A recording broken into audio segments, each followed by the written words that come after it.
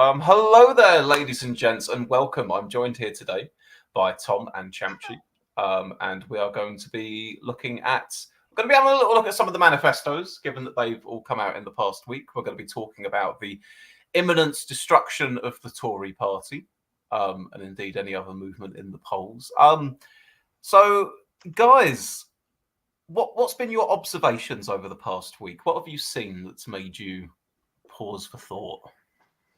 To be Nothing. honest, yeah, pretty much nothing.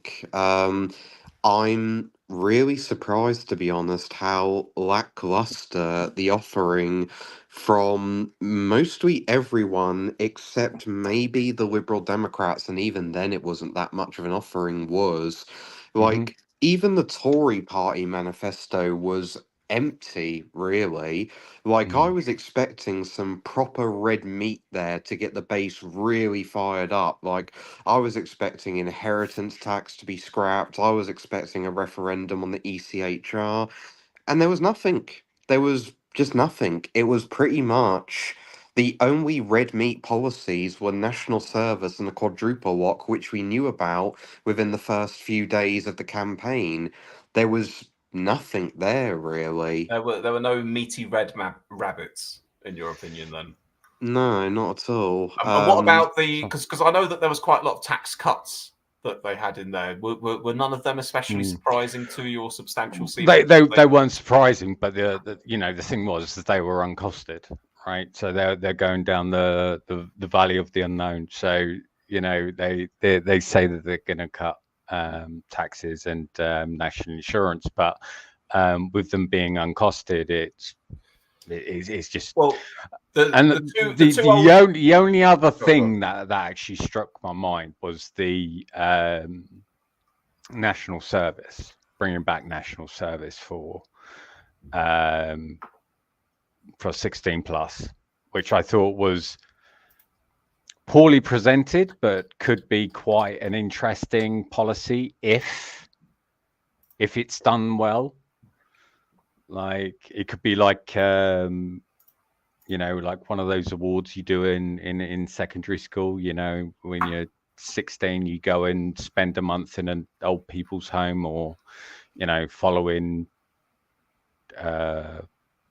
doing army training or whatever it is. You feel there's a core to it in terms of participating, but you don't like the way it was put together. No, it wasn't put together very well. It just seemed off the cuff, and it was presented by James Cleverly, which probably gives you an idea of exactly why I think it was done quite shit. So It was also just dropped very, very quickly as well. It was the cornerstone of the Tory campaign for the first few days, and then they just abandoned it afterwards. In all honesty, in many ways, for the Conservative campaign, at least on the policy front, it felt like as soon as Farage rejoined the race and took over as leader of Reform, the mentality of the Tories was, well, that's that. It's over. There's no point in carrying on anymore. The big problem for the Tories is that at the start of the campaign, when we saw the announcements on things like national service, on the pensions and everything, it seemed to be targeting and trying to shore up their base of older voters and maybe try and coax back. So, I mean, they've been playing at this for the last few months, trying to coax back people who might be going Reform. But like you say, the problem is the moment you have Farage come on the scene and Reform is actually an entity there that's gaining momentum, it's tricky then to try, and it's especially tricky to chase after the Reform votes specifically then, because the moment you're lurching any further to the right than you already are, those moderate voters that are already likely jumping ship to Labour or the Lib Dems are just going to do so in even larger numbers than they were before. So they're really screwed, basically. Well, yeah, I mean, and the other thing being is that the Conservative Party being the most successful party in Western Europe for a millennia, they've had the beauty of their vote being solid, being consolidated, whereas the vote on the left has always been split, between Greens, Lib Dems, if you want SDP or whoever, right? Tory That vote broad has church always been split, whereas now it's the right vote being split, which is dicey. It's gone full inverse, hasn't it? Because Labour have suddenly gone all middle of the road. We're not going to promise you too much of this and that. We're just going to be very sort of, and the Tories, quite literally, the vote share that they got that may have existed back in 2019, that seems to be about half and half between them and Reform at the moment. That's because 17 and 19% respectively. Yeah, that's because the Tories spent the better part of the last 14 years desperately trying to pursue the UKIP/Brexit party/reform vote with various things like the EU referendum, the tens of thousands of immigration comments, hostile environment, so on and so forth. They've tried to go after all of these voters by giving them this empty rhetoric, and it's brought them on side, and that culminated in the 2019 election. But the problem for the Tory party is they delivered upon none of it. Immigration is the highest it has ever been in the country's history. And the European Union stuff has not really been successful either, not only because of the bad effects of Brexit, but also because there's been numerous overtures to the European Union by the current government and multiple agreements and deals being made with them. So they brought all these voters from UKIP, Brexit Party, Reform, etc. on side, and it gave them a winning coalition and a huge majority in 2019, but they never followed through on it. So all of those voters feel betrayed, and all of them are committed to supporting Farage and Reform now. And on that as well, I mean, I've noticed that one of the lines coming out of the Tories in the past week or so has changed from what it was before. Now they're beginning to talk about, oh, look, you don't want to hand a big supermajority to Labour. A vote for Reform is a vote for Labour. They're really trying to, spook the horses amongst the potential Reform voters into saying, look, you guys might not like us, but do you really want Keir Starmer in government? And that might work for some people, but I think the problem is that the mood music of this election from day one, from before it was even called, is, of course, it's going to be Keir Starmer and Labour and a majority in Downing Street. That's just the absolute writing on the wall. The Tories are finished and done and out of energy, and hardly anyone wants to vote for them, and the other guys are going to get in. So that, I would say, is probably factored into quite a lot of people willing to vote Reform. Some people willing to vote Reform, probably a fair chunk of them wouldn't prefer Keir Starmer as Prime Minister or Labour in office, but it's not as if they see a direct choice in front of them going, right, I can vote Tory and the Tories win, or I can vote Reform and the Tories lose. Whoever you vote for, the Tories are losing. So why not vote for the proper version of what you want? The biggest thing that really makes me excited is potentially the opposition to Labour could be on the left, right? It could be a green Lib Dem, because the Greens and Lib Dems cross over in a couple of policies, right? And especially the two-child policy, right? Fuck me, even are the Lib Dems in favour of scrapping the two-child policy as well, then? I think so, yeah.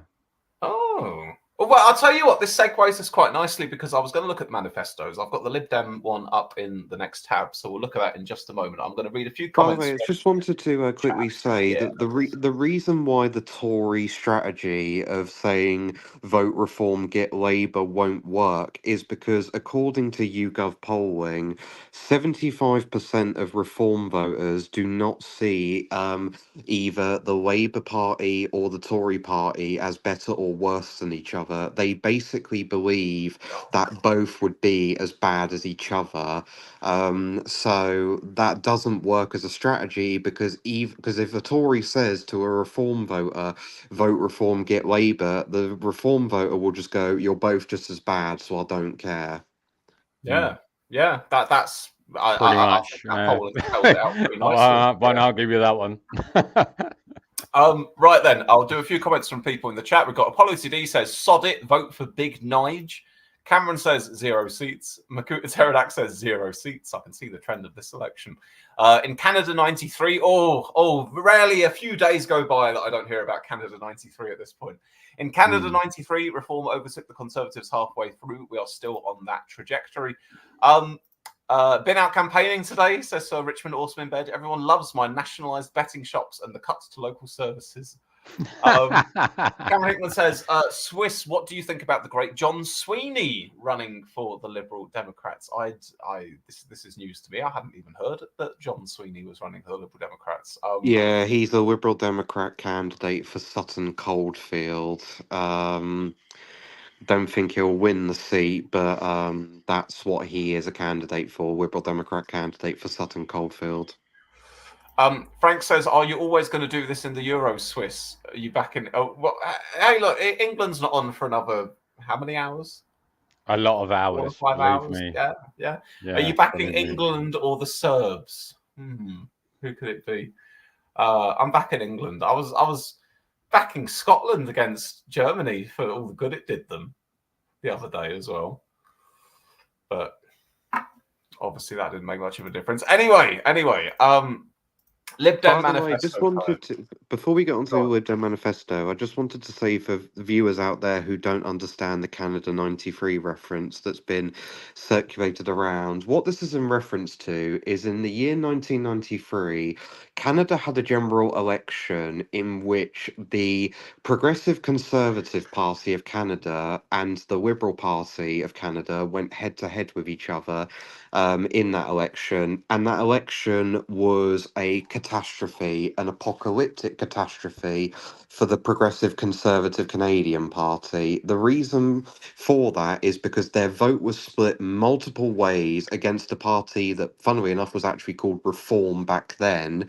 They were deeply unpopular. They were 20 points behind the Liberal Party. And as the campaign went on, they got more and more and more unpopular until eventually it culminated on election day of the Progressive Canadian Party going from the second largest party in Canada to only having 2 seats, well behind basically every other party, and they were completely wiped out, which led to the Progressive Conservative Party vanishing as a political force in Canada and then merging with Reform to become a whole new party later on down the line.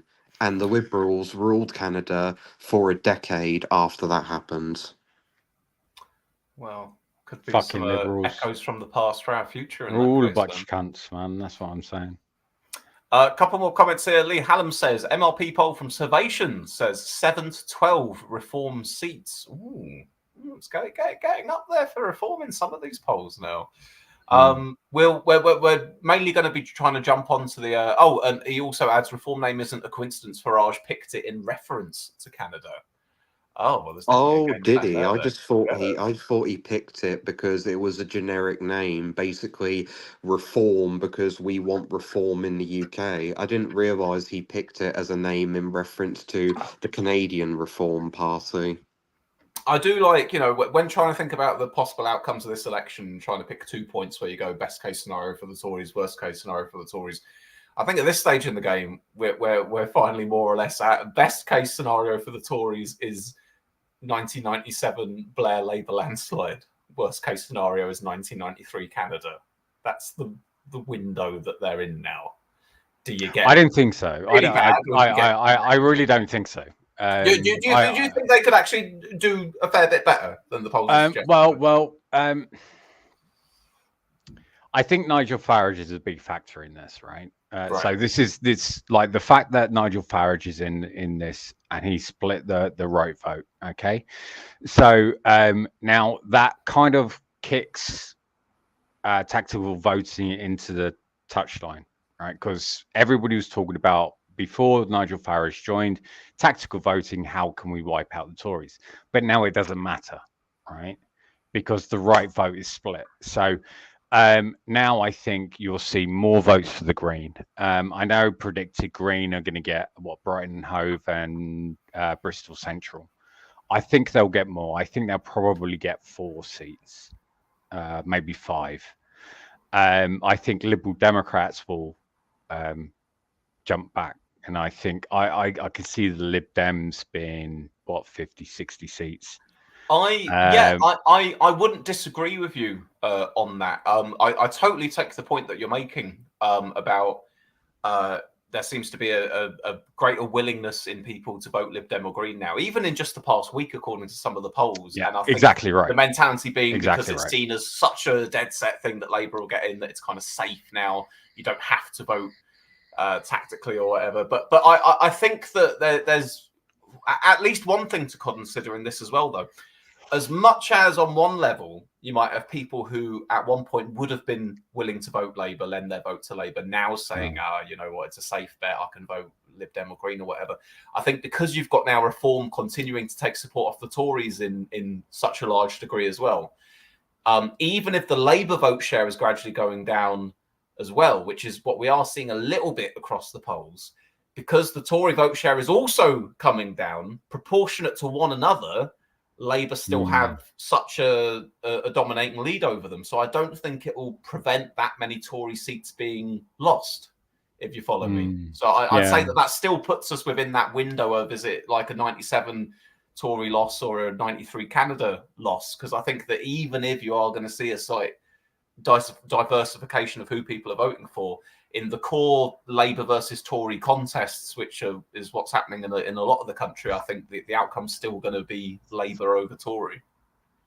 I think it's also worth noting as well that there is evidence that that Labour's slight loss in vote share is actually more detrimental to the Tories than it is to Labour, because most of it is going to the Liberal Democrats. And from what I've seen, that is being motivated by tactical voting. People who are in Lib Dem Tory marginals, particularly in southwest England, are shifting their vote from Labour to Liberal Democrat in order to defeat the Tories. And this is becoming more evident when pollsters ask the question, how will you vote in your constituency rather than how would you vote in a general election, which is an important distinction for a lot of people, because how people would vote in a general election is different from how they would vote in their own constituency if they are a Labour voter who lives in a Lib Dem Tory marginal in Dorset or Devon, as an example. So yeah, and the final point I wanted to make about the when you talking about that deep southwest area, like Lib Dems are putting a lot of resources into those southwest areas.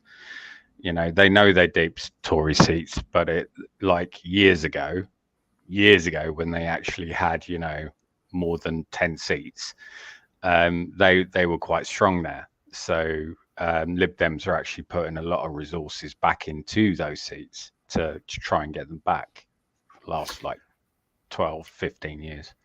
One point that I wanted to add as well, when we were talking about the difference between tactical voting in certain constituencies, is if I think about purely myself, were I living in a seat that was currently a Tory held seat, I'd be voting for whoever was most likely to dislodge the Tories, bar maybe Reform if I lived in Clacton. There's no such thing as a safe Tory seat now, is there? I mean, we've seen some major swings, over the last year. So this is the thing. If I was in a Tory seat and the most likely party to beat the Tories there was Labour, I'd be voting Labour. If the most likely party was Lib Dems, I'd be voting Lib Dem. The seat I am in at the moment is a Labour seat, and obviously, all things being equal, I'm anticipating Labour will increase their majority in the seat that's already Labour, because that's just the way that things. What seat are you in? I'm in Tynemouth in the northeast. And who's your MP? I've forgotten his name. He's got a job. He's got a job. Has he got a job? He's got a job, a second job. I think Starmer's got him doing something. He might be the chief whip. Is he on the bench? Is he on the front bench? I think he's one of the whips, or maybe chief whip, but I can't remember his name. Come on. But anyway, the point I was making is that if it was to get rid of the Tories in a seat, I'd be voting whoever was most likely to do that. However, because I'm in a seat that's already Labour, since the campaign started, I've actually found myself going, you know what, I'm open to the idea of not voting Labour now, because I feel pretty safe in the idea that Labour will win. So there's I'm just one person, but there's a complete difference in how one might approach voting depending what seat they're in. And I'm someone who's not particularly fond of Labour whatsoever, especially with their bad offering in the manifesto, but I would still ultimately vote for them simply as a means of voicing my discontent with the government. Even though I do think it is very likely they will win and win by a comfortable amount, I will still vote for them simply just to voice that discontent towards the government, and I see it as the most effective way to voice that discontent for the government. And onto an earlier point about the Greens and seats. I think the Greens will gain a maximum of 2 seats, and even then, those are dicey. The reason for it is because the 2 seats they're most likely to win, Brighton Pavilion and Bristol Central, in Brighton in 2023, during the local elections there, the Greens got crushed by Labour. The Greens lost most of their seats on Brighton Council because they did a very bad job of running the council, and there was a lot of discontent towards them there compared to Labour. And so with Caroline Lucas gone, I don't know exactly if they will win that seat back. It's likely they will because they're polling so high at the moment, but it could go to Labour if it wasn't to go to the Greens. And for Bristol Central, there's a lot of factors that give the Greens huge benefit there. Did extremely well in the council elections this year, have been gaining more and more support over the years, but the advantage that Labour would have in that seat would be that Labour's vote share across the whole country is going to increase so much that they may just hang on to it. But again, it also could go Green. It's 50-50 between Labour Carla and Greens. Denny's, like when we're talking about Bristol Central, Carla Denny is putting in a hell of a performance when she's been on screen. So, you know, she's answered all the questions quite succinctly, quite honestly. You know, I'd vote for her. You know, I think she's a solid candidate. So yeah. But for other seats outside of Bristol and Brighton, I just cannot see where anyone else I is gaining know. I would agree that those are the 2 seats that are in contention. One which they've already got that possibly they could lose, but they might keep. One which they might be able to win over. Guys, manifestos. You remember them? Okay. Oh yeah, We're going to crack on because we're 20-something minutes into the stream already. I'm going to do a few comments from people real quick, just so we're up to date, and then we're going to do Lib Dem Manifesto. So, Bill Tycoon says, just joined. Just to note that the Reform Party in Canada won 52 seats of 295 with 19% of the votes, concentrating their support in the West. Reform here is too spread out to do that. Teradak says, whilst I have sympathy for reform, I'm dedicated to the purity of the 0 seats vision, so we'll be voting Labour since it is my duty to defeat the Tories. And Lee Hallam adds, Green vote hasn't gone up or down, 6% at the start, 6% now. However, the Lib Dems have grown. And on the other comments there on speculation on certain seats, I'm going to skip them for just a moment so we can get on. I just wanted to very quickly address the point about reform in Canada. When people are talking about Canada 1993, they're not talking about an exact replicated scenario where Reform win tons of seats like Reform did in Canada. It's about the destruction of the Tories, really. Yeah. When people talk about Canada 1993, they are focusing on what happened to the Progressive Conservative Party in Canada. They're basically saying that the Tory party will suffer a result so devastating that it will be comparable to what happened to the Progressive Conservative Party in Canada in 1993. And Reform's role in that is that they will split the Tory vote so much in so many seats that it causes the Labour Party and the Liberal Democrats to come through the middle and win. That's what people talk about when they talk about Canada 1993. It's not a replica of the exact same election. It's simply focusing on the destruction of the Conservative Party in the election. Quite right. Here. And I bring you now to Ed Davey. Not he's like the weird science of politicians, right?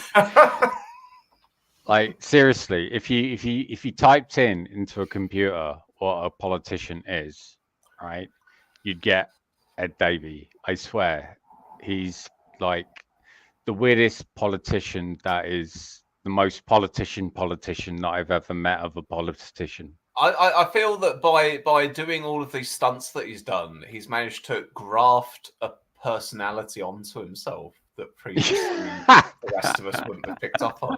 Yeah, he's basically turned this campaign into an effective holiday for himself. Like, it's basically a 6-week holiday where Ed Davey gets to do all these fun things and these stunts. But it has worked for him incredibly well. Like, the Liberal Democrats have gone up a lot since the election was called. They are probably going to be the second biggest beneficiaries of this election compared to Labour. And in many ways, I kind of find it a bit funny and a bit ironic because Ed Davey's entire campaign strategy has been, I'm going to turn the election into my own personal holiday and have loads of publicity stunts. And it's going to gain him as many seats as Paddy Ashdown got and Charles Kennedy got in 2005 and 1997. Whereas Joe Swinson, on the other hand, ran a Oh God, I campaign wondered last. how long it would take someone to Yeah, bring up her bloody name. yeah, Joe Swinson, head girl.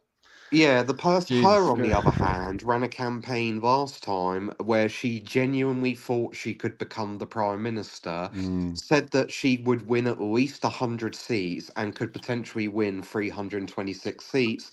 And not only did she lose her own seat, but she led the Lib Dems to their second worst performance in their history. So it's really funny to see how the campaign where the Lib Dems tried their hardest to be a government in waiting, they had their second worst result ever. And the campaign where the Lib Dems are basically turning it into a holiday, they're going to have their best result since 2005. It's a very Probably. ironic change of Well, events. maybe 2010. Because 2010 they got what, 50 seats? 55 seats? Something like 57 that. seats. They had 62 57. in 2005, and then they went Oh, down fair by enough. 5. Lee here has said Davey is just trying to distract from asking him about his part in the post office scandal. Now, Lee has been plugging away at the Ed Davey post office angle for quite some time here in the comments. So I think it's only fair we actually take a little look at this to inform ourselves, because I think here on the channel we've been giving Ed Davey a lot of good press lately. So let's look at the other side. Ed Davey was advised to meet post office campaigner Alan Bates to avoid bad publicity. Sir Ed Davey was advised as Postal Minister in 2010 to meet post office campaigner Alan Bates to avoid bad publicity over the Horizon scandal, the BBC has discovered. Sir Ed, now Lib Dem leader, has faced questions in recent weeks over why he initially refused to do so. He did meet the campaigner 5 months later and says he regrets not meeting him sooner. Documents show he was advised to meet Bates for presentational reasons. Officers at the business department, which is responsible for the post office, warned about the possible headlines such as government minister refusing to meet victims. However, Sir Ed told the BBC's Today programme it wasn't the case that he had agreed to meet Mr. Bates because of potential bad publicity. Lee, tell me, is there more to this in terms of Ed Davey's role at the time? Because obviously we've heard a load about the Horizon scandal at the moment and the big post office inquiry of all these postmasters that were wrongfully convicted because of dodgy software, and how there were orders from the high ups of the post office itself to come to it.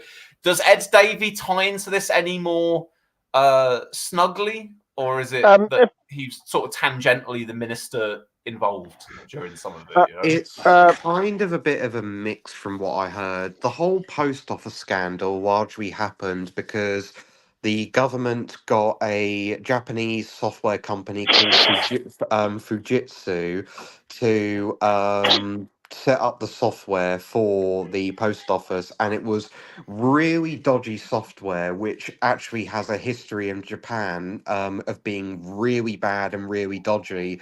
And businesses and government departments have not used the software because it has notorious history for being really bad there. But it was used here for some reason.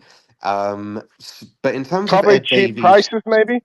Probably cheap price, knowing because that's usually how things go here. Like, why do we do this stupid thing that even the home country doesn't use? It's slightly cheaper, might as well. That seems to be our mentality, and the results are always the same: disastrous.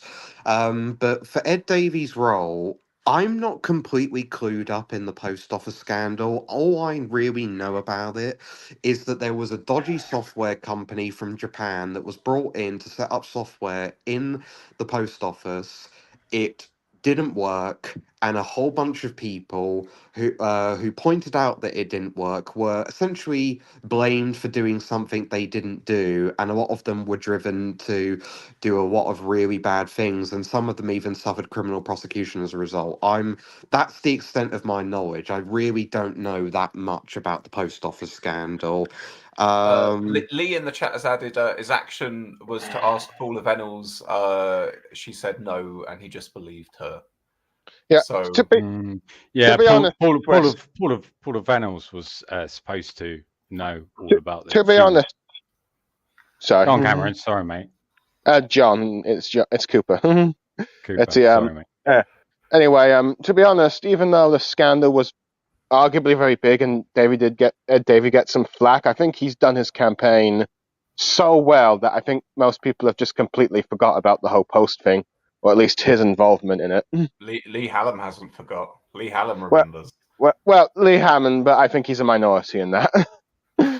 That's fair. No offense, Lee Hammond. No, I thought we'd take a look at it because Lee's been plugging away at it for a little while, so I thought we'd see what was actually up with that. But yeah, on a second note, I'm so keen to get to these manifestos. Go on. Another thing in the manifesto is legalize weed. Oh, that's an old Lib Dem favourite. That and proportional rate. Yeah. Right. Well, there we are. Speaking of the manifestos, then let's crack on. Other than that, I'd probably just comment that Ed Davey, if it wasn't for the fact that Starmer's going to get a landslide, he'd probably be arguably having the best campaign out of all the current party leaders, minus Nigel Farage, I'd say. He's having a fun campaign, and worth adding as well, because I think Lee had also said this in the chat. Lib Dems polling wise aren't actually doing any better than they were in 2019.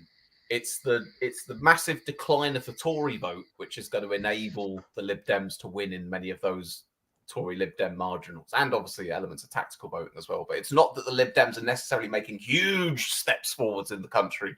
It's more so that the Tories have fallen back so much and people are going to rush in and vote Lib Dem to take advantage in areas where it will get the Tories out. Lee Hallam also adds he isn't due to appear in front of the inquiry until after the election. Oh, but he is due to appear in the... Oh, Ed Davey, you were all squeaky clean, sir. What's happened with your post office? Right. Manifesto time. This election is our chance to win the change our country desperately needs. Well, that's no good. Labour's copyrighted the word change. You're not allowed to use that, Lib Dems. Every vote for the Liberal Democrats is a vote to elect a strong local champion who will fight for a fair deal for you and your community. A fair deal where everyone can afford a decent home somewhere else, because we don't want them built here. Oh, no, that's not what it says. Everyone can afford a decent home somewhere safe and clean and a comfortable retirement when the time comes. A fair deal where every child can go to a good school and have real opportunities to fulfill their potential. A fair is deal this before or after they dump Ofcom? This is a fair deal where everyone can get high quality healthcare they need when they need it and where they need it. This is the fair deal that the Liberal Democrats are fighting for. Lib Dems, hashtag fair deal. Hashtag Davey. That's where we are. A forward from I forgot that this document's like 100 odd pages long. No, sorry, Ed. Okay, right, guys, it's time to spin. Are you ready? Yeah. I hope you're ready. It's time to spring the wheel of policies. Go on, I'm strapped in. Go on. Okay, Champchi, I want you to give me a number from 1 to 22. I'll have number 17, please, Bob. Number 17, culture, media, and sport. Wi-Fi and fun. Oh, no, digital's not there anymore. Okay, culture, media, and sport. Let's have a look. The UK's rich and vibrant cultural heritage is a national treasure. Our creative and tourism industries contribute billions of pounds to our economy and employ millions of people. Arts, music, drama, and sports bring people together, and they are an essential part of a thriving society. The COVID pandemic hit culture and tourism, blah, blah, blah, blah, blah, blah. Okay, Blah, here's blah, their blah, list blah. of policies. We will protect the BBC, S4C, BBC, Alba, and Channel 4 as independent, publicly owned public service broadcasters. Uh-huh. Promote creative skills, address the barriers to finance faced by small businesses, and support modern and flexible patent, copyright, and licensing rules. Mm-hmm. Negotiate free and simple short-term travel arrangements for UK artists to perform in the EU and European artists to perform in the UK. Okay, that one has some element of specificity and non-status quo to it, maybe. I don't know. This much. And boost participation in sports and physical activity by investing in leisure centres, swimming pools, and other grassroots. Oh, I like that one. Supporting community. Is it has it been costed? I mean, not on this page, it hasn't. But you know, we're gonna have to take them at their word that everything's costed for now. All right then. So, culture, media, and sport. Keep the independent public broadcasters as they were. More before. swimming pools, more parks. But yeah, nice things in the communities for people to go and do things, and maybe get loosen the rules for bands from Europe to play here, us to go play in the EU. Blah blah blah blah. Okay, that was a nice, easy one to start off with. Not really much there that is to argue against. Probably not too much. From what I can tell, it seems to be in contrast to what the Tories have been trying to privatize or change the BBC license they feel like it has a bit of a bias against them or something. Yeah. I mean, what the Lib Dems are saying is basically a declaration of the status quo. But you're right; it's in opposition to the likes of Tories or whoever else that had different ideas for the BBC or for Channel 4 at least, wasn't it? Nadine Dorries to try and do something with Channel 4 a few years ago. There was something. Nadine Dorries. They tried to, I think it was either scrap or privatise Channel 4. It was one of the two, I can't remember. But yeah, basically... It was Nadine Dorries. Yeah, basically Nadine Dorries didn't like the fact that Channel 4 was ever so slightly critical of St. Boris and the Tory parties. So she basically was like, we need to be scrapped. It's biased. And then, and then one of her own ministers, who's a dumpy potato man. I'm very sorry. There's more detail. There's like a bunch more bullet points here they've got on culture, media, and sport that we've missed out on here. In addition, we will. This is where the real meat of the policies are, I think. Establish creative enterprise zones to grow and regenerate the cultural output of areas across the UK. Oh, that's a real word salad, isn't it?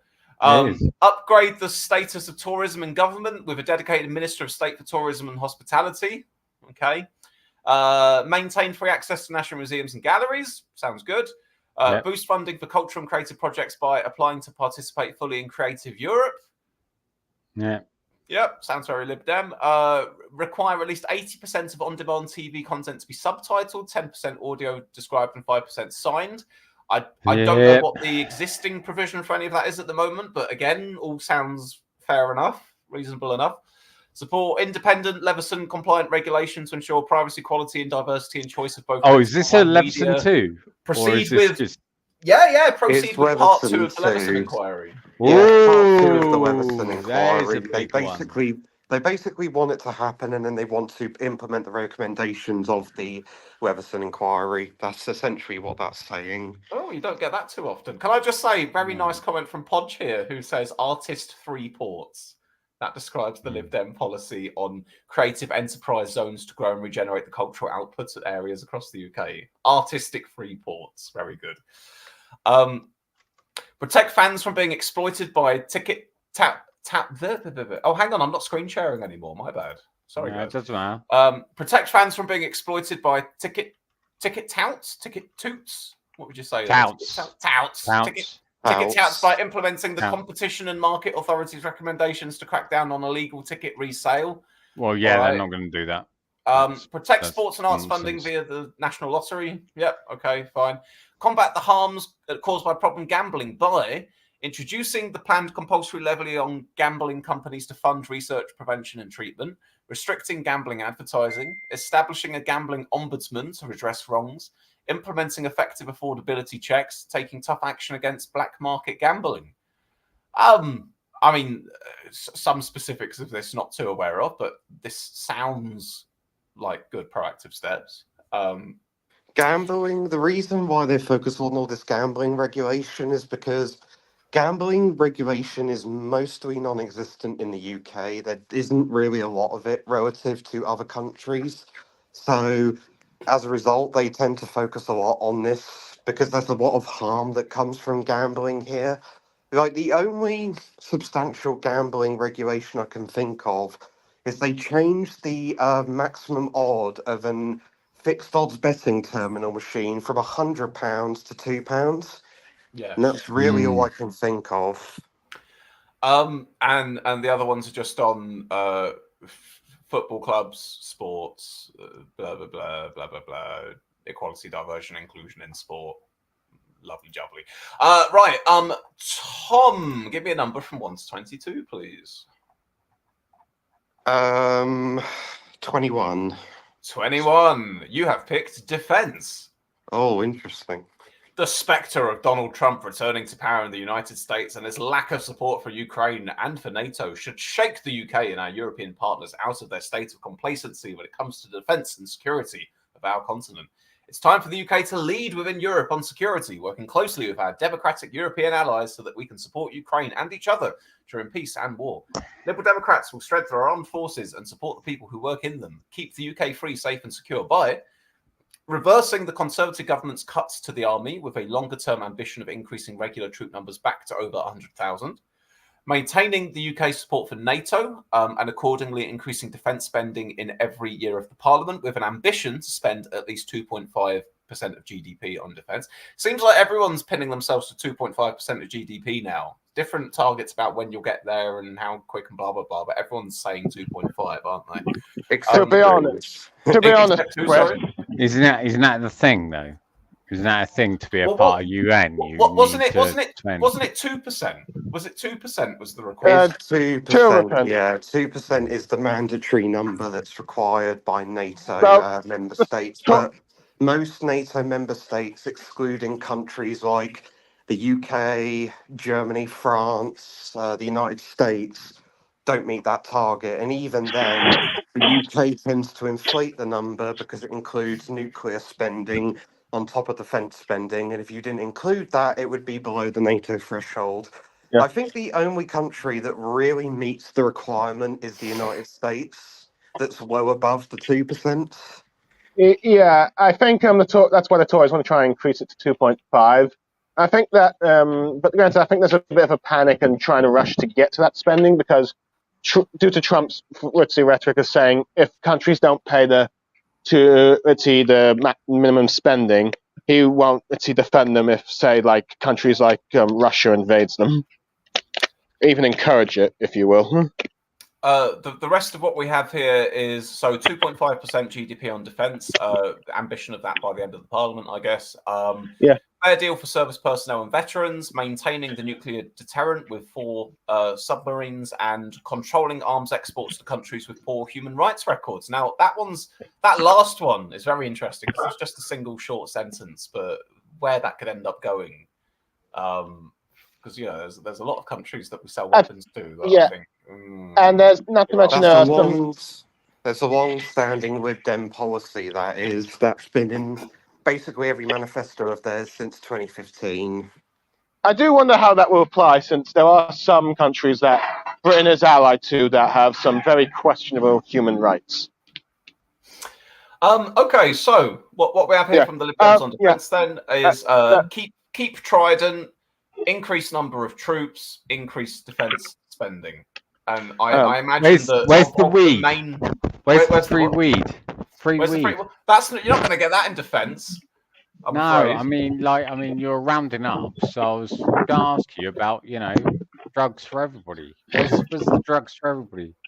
You have to find a number for that one, Chamchi, I'm afraid. But get it wrong. We've got more detail here. Let me list off a few more of these real quick. Oh God. Legislate to ensure there is a parliamentary vote before engaging in military action and support intervention only when there is a clear legal or humanitarian case, while preserving the government's ability to engage in action in emergencies with a retrospective vote or under treaty obligation. That all sounds solid enough, in my opinion. Yeah. To be honest, Chris, I feel like most of the UK's foreign policy its effects will really greatly depend on who wins the US election, Trump or Biden, going forward. Yeah, I think that, I mean, if you look at the Lib Dems, Labour, Conservatives, I would imagine if we looked at all of their manifesto sections on defence, they're all going to talk about 2.5% defence spend. They're all going to talk about upping the numbers of troops we've got. They're all going to talk about steadfast, standing with Ukraine and importance of NATO and blah, and keeping the nuclear deterrent and all the rest of it. I think on defence, they're all pretty much in line with one another, really. So certainly the picture changes greatly depending on whether it's going to be Biden or Trump in the White House, doesn't it? Yeah, it really does just depend upon. I mean, they're all the same when it comes to defence, really. There's no significant change in posture or any of them. The only ones who have a major disagreement on defence is the Green Party. That's basically it.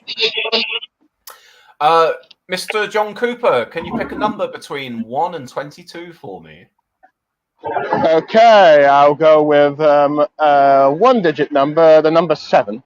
The number 7, you have picked care. Good choice, because the Lib Dems have been leading a bit on care when it comes to their policy in this election. Okay. Care. Everyone deserves high-quality care when they need it. Liberal Democrats want everyone to be able to live independently and with dignity and receive any care they need in their own home wherever possible. Carers, paid and unpaid, young and old, do a remarkable and important job. They deserve far more support, but too often forgotten and ignored. But social care services in this country are in crisis. Hundreds of thousands of people are waiting for care. Many are stranded in hospital beds because the care isn't enough for them to leave, putting even more strain on the NHS. The Conservatives promised to fix the crisis in the social care system, that no one would have to sell their house to pay for personal care costs and they would not raise taxes to do it. They have broken all of these promises. We will empower care users and support care workers and the millions of unpaid carers who look loved ones. John, would you mind just muting yourself? Yes, sorry, I'm cycling back to my house. Sorry. That's fine. I'll be back at my house soon. All right, no problem. We will invest to save, recognise, blah, blah, blah, blah, blah. Okay, what is their bullet point list here? Introduce free personal care based on the model introduced by the Liberal Democrat in government in Scotland in 2002, so that provision is based on need and not the ability to pay. Create a social care workforce plan. Establish a Royal College of Care Workers to improve recognition and career progression and introduce a higher carers minimum wage. Ooh. And to think I don't work in care anymore. Establish a cross-party commission to forge a long-term agreement on sustainable funding for social care. Give unpaid carers a fair deal so they get the support they desperately need, including paid carers leave, statutory guarantee for regular respite breaks. Develop a digital strategy to enable care users to live tech-enabled lives. And just quickly, we'll go on more detail because there'll be plenty more bullet points on this. Okay, provide truly personalised care by trialling personal health and social care budgets so that individuals are in control of what they receive, rolling out digital platforms for care users to develop networks, relationships and opportunities, connecting with care workers, friends, family, voluntary groups and more, improving communication standards so carers can support users to co-produce and monitor care plans, develop a digital strategy for tech-enabled lives. We've heard that one there. Establish an independent living task force to help people live independently in their own homes, as set out in Chapter 10. End the postcode lottery for service provision and provide national high-quality care for everyone who needs it by providing predictable, consistent funding for free personal care, increasing transparency and accountability as to how that money is spent for local authorities, creating a national care agency to set minimum standards of care, enabling individuals to transfer their care package so they don't feel stuck in their current locality due to their care needs, giving unpaid carers a fair deal by increasing carers' allowance and expanding eligibility for it, as set out in Chapter 10, introducing a statutory guarantee for regular respite breaks for unpaid carers, introducing paid carers leave built on the entitlement to unpaid leave secured by the Liberal Democrats, making caring a protected characteristic under the Equality Act 2010, and requiring employers to make reasonable adjustments to enable employees with caring responsibilities to provide that care. introducing a young carers pupil premium as part of an educational guarantee. All right, I'll get through all of this before I comment on it because there's quite a lot. Creating a new carers minimum wage, boosting the minimum wage for care workers by £2 an hour as a starting point for improved pay across the sector. Hey, I'm not going to disagree with that one. Both as a former, if I were a carer or indeed as a former carer, I think you definitely help with retention if you up their money a little bit. Creating clear career pathways linked to recommended pay scales, which put an end to undervaluing of skills in the sector. Creating a career ladder to allow flexibility to work across the NHS and social care. Creating a Royal College of Care Workers, we've read that one. Recruit more staff to the sector. Support people to age well by establishing a commissioner for older people and ageing. Rolling out active programs and trips and falls assessments for everyone over the age of 75. Open fracture liaison services so that osteoporosis patients can get the treatment they need to prevent long-term issues and costs. So they're going into some detail here. Support children in kinship care and their family carers by introducing a statutory definition of kinship care, building on the existing pilot to develop a weekly allowance for kinship carers. Make care experience a protected characteristic and refresh the national strategy for loneliness collaboratively with service providers and people who have lived experience of loneliness to be overseen by a dedicated minister for tackling loneliness. A minister for tackling loneliness. All right, so the Lib Dems on care. What I'll say straight off the bat is obviously all of this stuff that they're talking about. I've got no idea how much any of it's going to cost and how the money in order to do this is necessarily going to come from either, but I need to put all of that aside just for a moment. Some of this stuff sounds pretty promising and good. Obviously, in the way that it's outlined in a series of bullet points, some of it's a little bit vague as to my understanding of it. However, the idea of wanting to set up all these different agencies and coordinated goings on, and indeed trying to give people more choice in order to have their care provided by different areas, or more say of their plans. Blah blah blah. Yeah, I think at the very least, the £2 increase to minimum wage is more than Labour, who are going to round it up to £12, I believe. Yeah, well, this is specifically. Are we talking about minimum wage in general or for carers specifically? Because this one's for carers specifically. I think it might be carers. Oh, minimum wage in general. Right. Okay. Oh yeah. Well, I mean, I don't know whether Labour's got an equivalent talking about carers specifically, but this one that Lib Dems are saying about, they're talking about upping it by £2 an hour specifically for people in care jobs. Okay. Which I think is a really, that one. Like I say, if I still worked in care, I'd be doing cartwheels at the prospect of that. Yeah, well, to be honest, it seems like if you're a care worker, you'd be more inclined to vote Lib Dem than Labour. Well, I mean, from my own experience of working in care, it's such a thankless bloody job sometimes. And you get people come in who really want to work hard for what they're doing, and they'll put a lot of effort into it, and then they're mixed with a bunch of people who are just there because it's a job, because it's a low-paying entry point job that pretty much anyone can go into as long as you don't have a criminal record. So then you end up with this really frustrating mix of people who really want to put some effort in for it, and people who are just there to be a warm body in a room because you need a certain ratio of staff to the service users. And it's a shame because this is just my own experience, but the home that I worked in, which I worked in for 3 or 4 years on and off, the amount of people I saw come and go working in that home over the course of those 4 years was enormous. You could have staffed the entire home about 3 times over with the amount of people who came in and left that job. Social care has one of the, if not the highest turnover rate of jobs in the whole of the UK. Oh, I can absolutely believe it. But this was the point I was going to make. The most frustrating thing about that, though, is of all those people who within that window of time that I works there also works there, you could absolutely put together a team out of the best of those people that would have made it such a well-ran home. People who knew what they were doing, who cared about the clients they were working with, who had the right kind of attitude for it. You absolutely could have put a really good team in place for that home from the people we had coming and going. But because of the overall state of things because of issues with management and constant chopping and changing of management, or simply just because of the very long hours involved for the job and the fact that it was actually quite often very enticing and a lot easier to go, oh, there's another job down the road that will pay me 50 pence more an hour and I won't have to work as much, or this, that, or the other. That's why so many people ended up leaving. And a lot of the people that I spoke to that left felt bad about the fact they were leaving. They liked the people they worked with and they didn't care about them, but they had to put those personal decisions for themselves first. Yeah. In many ways, I think the only thing that the care workers got over the last term of this parliament was like a clap for when it was COVID or something, wasn't it? Or was that just the NHS? I think care workers NHS were and social care combined is what were they tacked on, like NHS and social care workers. Yeah, they were both tacked on. It was basically clap for carers, clap for the NHS. That's essentially what it was talking about. It's a bit like the United Kingdom of Great Britain and Northern Ireland, but sometimes you forget the Northern Ireland bit.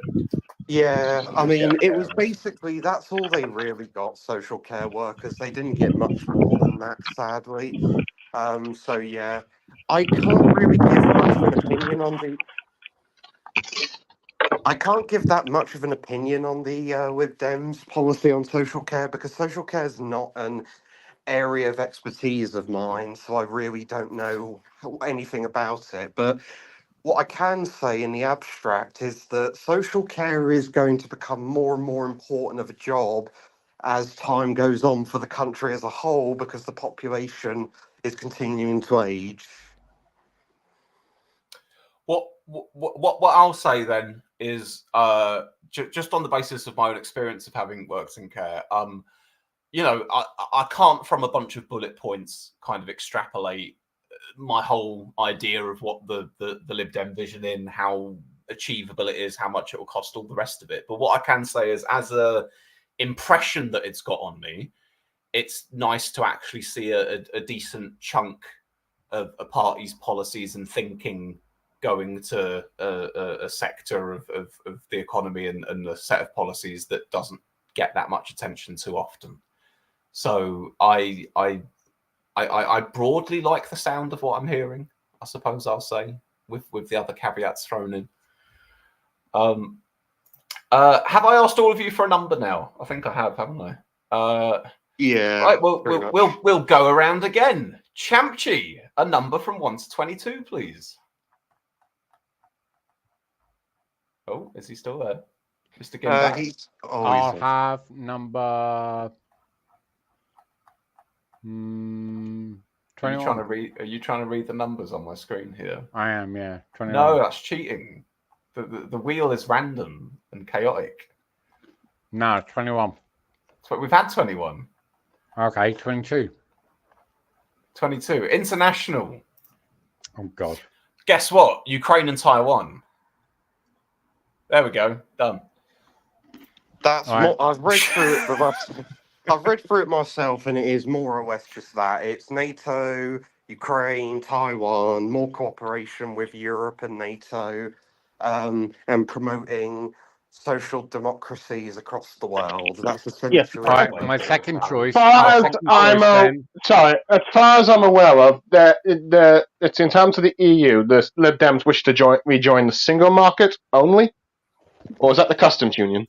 Single market they want to rejoin. Yeah, I mean, ultimately the Lib Dems want to rejoin the EU altogether, but they've kind of said they're not focusing on that at the moment. They've learnt their lessons from Joe Swinson. I think that's the thing. They're essentially doing a phased approach to it. They essentially say that because we have burned so many bridges with the EU because of the negotiations and because of the government constantly picking fights with the EU for stupid nationalistic reasons, we've basically alienated a lot of them. So they want to do a phased approach to rejoining the EU, and the single market is a part of that phased approach. A couple points on here that I hadn't read, by the way. Returning to spending 0.7% of national income on foreign aid and an independent international development department, and specifically on Israel Gaza, it says, advocate for an immediate bilateral ceasefire in the Israel-Gaza conflict to resolve the humanitarian catastrophe in Gaza, get the hostages out, and provide a space to reach a two-state solution based on 1967 borders with security and dignity for Israeli and Palestinians. As with all things in the Israel-Gaza conflict, it's very, very hard to point at a particular solution and say, yeah, that'll solve it. But as a position, it's certainly not a position that I would disagree with.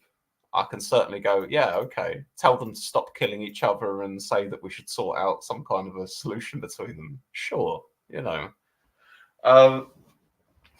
Right, I'll go on the second list here just to see if there's any more specific bits, but I am going to be skimming a little bit.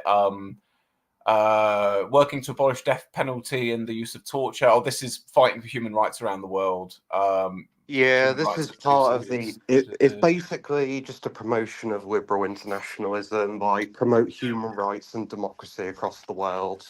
We've got EU fixing the UK's broken relationship with Europe, changing our relationship, taking part of certain EU agencies and programs again. Finally, once ties of trust and friendship have been renewed and the damage the Conservatives have caused to trade between the UK and the EU has begun to be repaired, we would aim to place the UK-EU relationship on a more formal and stable footing by seeking to join the single market. So that's what John was getting on a second ago. All these measures will help to restore the British economy and prosperity, blah, blah, blah, blah, blah. Stop corrupt oligarchs, Israel, Palestine, we've read the summation of that. Stand with Hong Kong, Taiwan, the Uyghurs, big bad China. Yeah, but basically just be really, you know, really nice and right on around the world. Promote those human rights and you know, and whatnot.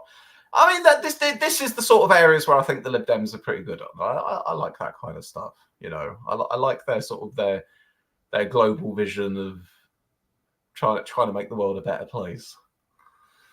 But to be fair, sometimes they're arguably better in foreign policy than, let's see, Labour is, particularly when it was 2005. Oh yeah, I mean, as I've said many times, I would have been a Lib Dem voter in 2010, and I remember during the 2000s the Lib Dems opposition to Clegomania. Iraq. Oh God, well, Clegomania wasn't there, but I remember like Charles Kennedy's Lib Dems and their opposition to Iraq and all of that, which sort of was one of the first things that put them on my radar when I was quite young. So yeah, on international stuff, I'm happy enough with that. There's the whole stuff about, you know, obviously me, Brexit voter, etc. The whole stuff about being closer with Europe again.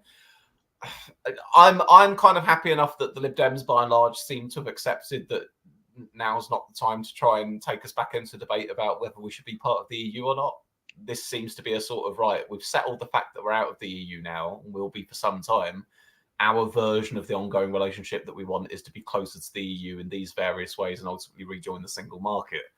I find that a more realist position from the Lib Dems than 2019, where it was stop Brexit before it's happened. Revoke Article 50, yeah, that was originally their position. Okay, Tom, give me a number from 1 to 22, please. Are we only going to do this one manifesto? You know what? I was going to try and get through all the manifestos today, and I realised that's a really that's just going to punish all of us. So I think it's just going to be the Lib Dems today, and we'll do Labour and Tories another day. Can we just do the hot shots of each one? The hot shots of each one. All right. Well. All right. I'd prefer that, because then it would be more comprehensive, and then we can go into the more minute detail another time. All right. Okay. Okay. Well, that being the case, then I'll put it this way: what areas of the Lib Dem Manifesto would you like to hear about that we've not heard about so far? Drugs. That'd be under health, I think. For me, I'd also be curious to see what they say on education. Okay. Let me see what we've got on if drugs is under health. Give everyone the right to see a GP within 7 days or within 24 hours if they urgently need to. Guarantee an NHS dentist.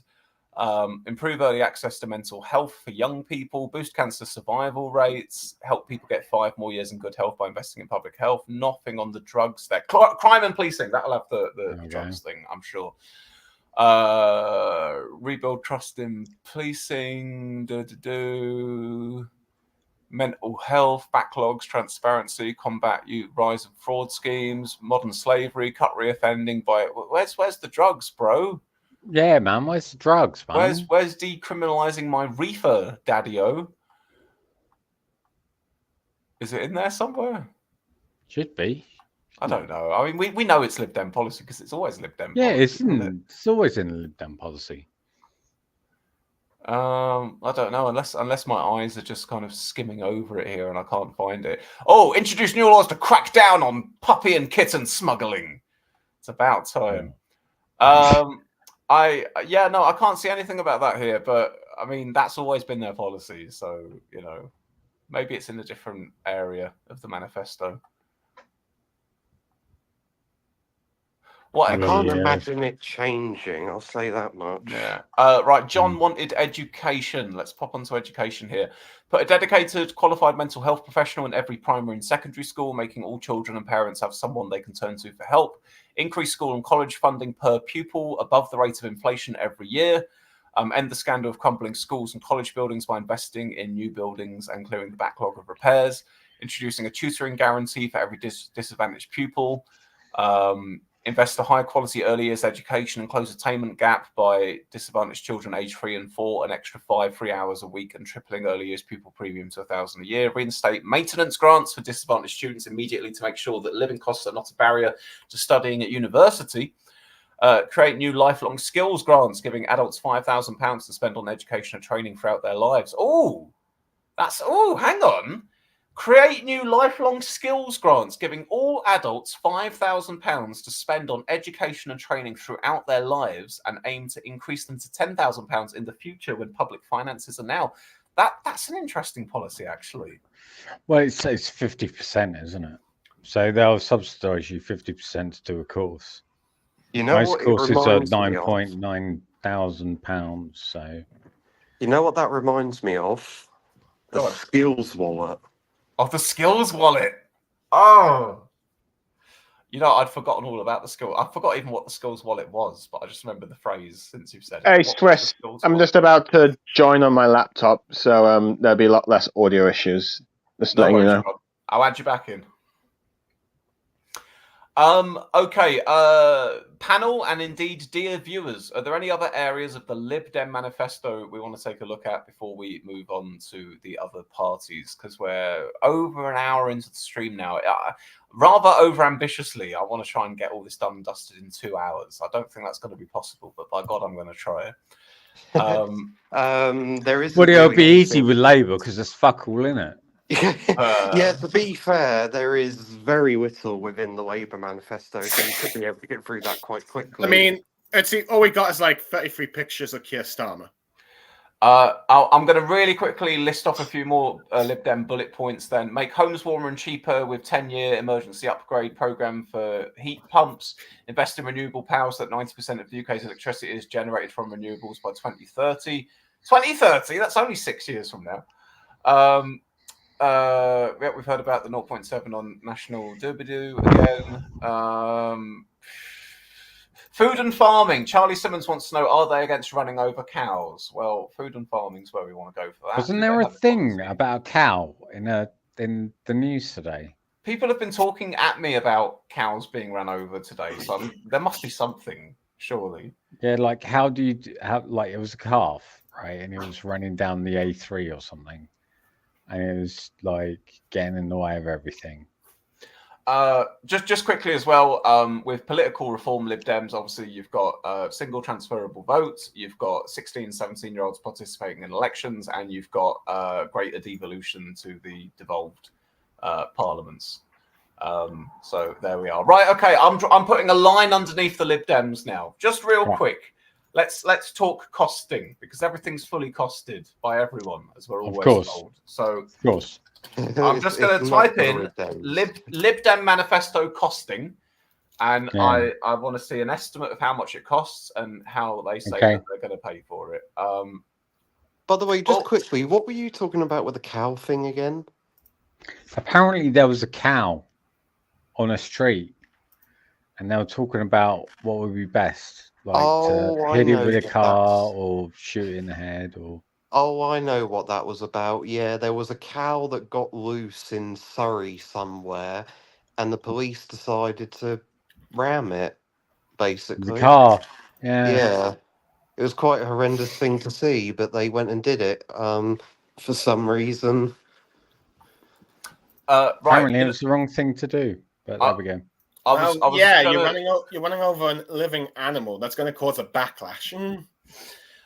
I was going to look at the Lib Dems page about their costings, but I thought rather than look at the Lib Dems telling us about their costings themselves, let's see what the IFS says about the Lib Dem Manifesto. IFS Director Paul Johnson says the Liberal Democrats want to top up existing spending plans so that the state remains at around its current size relative to national income and hence considerably bigger than it was pre-pandemic. They propose a top up to day-to-day spending plans to be funded by some big tax increases on top of those currently in the pipeline. By focusing on taxing banks, energy companies, and tech giants, many of these tax rises intend to look victimless, but of course they are not. We are already raising more from taxing companies than any time in decades. Moreover, there are clear risks that their package of tax measures would not raise the 27 billion a year that they claim, and some of the tax-raising measures are an economically bad idea. We should not, for example, be taxing share buybacks. Putting an extra 27 billion into day-to-day public spending represents a meaningful change to current plans, but the vast majority of this spending would be targeted at health, education, and defence, alongside increases in the social security budget. They want, for example, to scrap the 2-child limit on means-tested benefits and make the carers allowance more generous. Oh, there's another one we were speaking about. There before. we go. Yeah, I told you, didn't I? Scrapping the 2-child. Okay, yeah, that's a policy I agree with. I think that's a very fair policy. Okay, so that's the first one.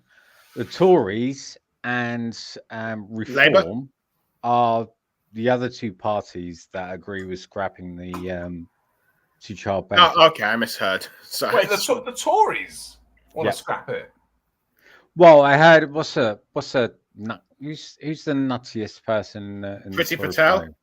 No, on the front bench. Oh, there's quite a lot of them, but are you thinking of Suella Braverman by any chance? No, not Cruella. Oh, it could have been Cruella Braverman. But it's her or the other one.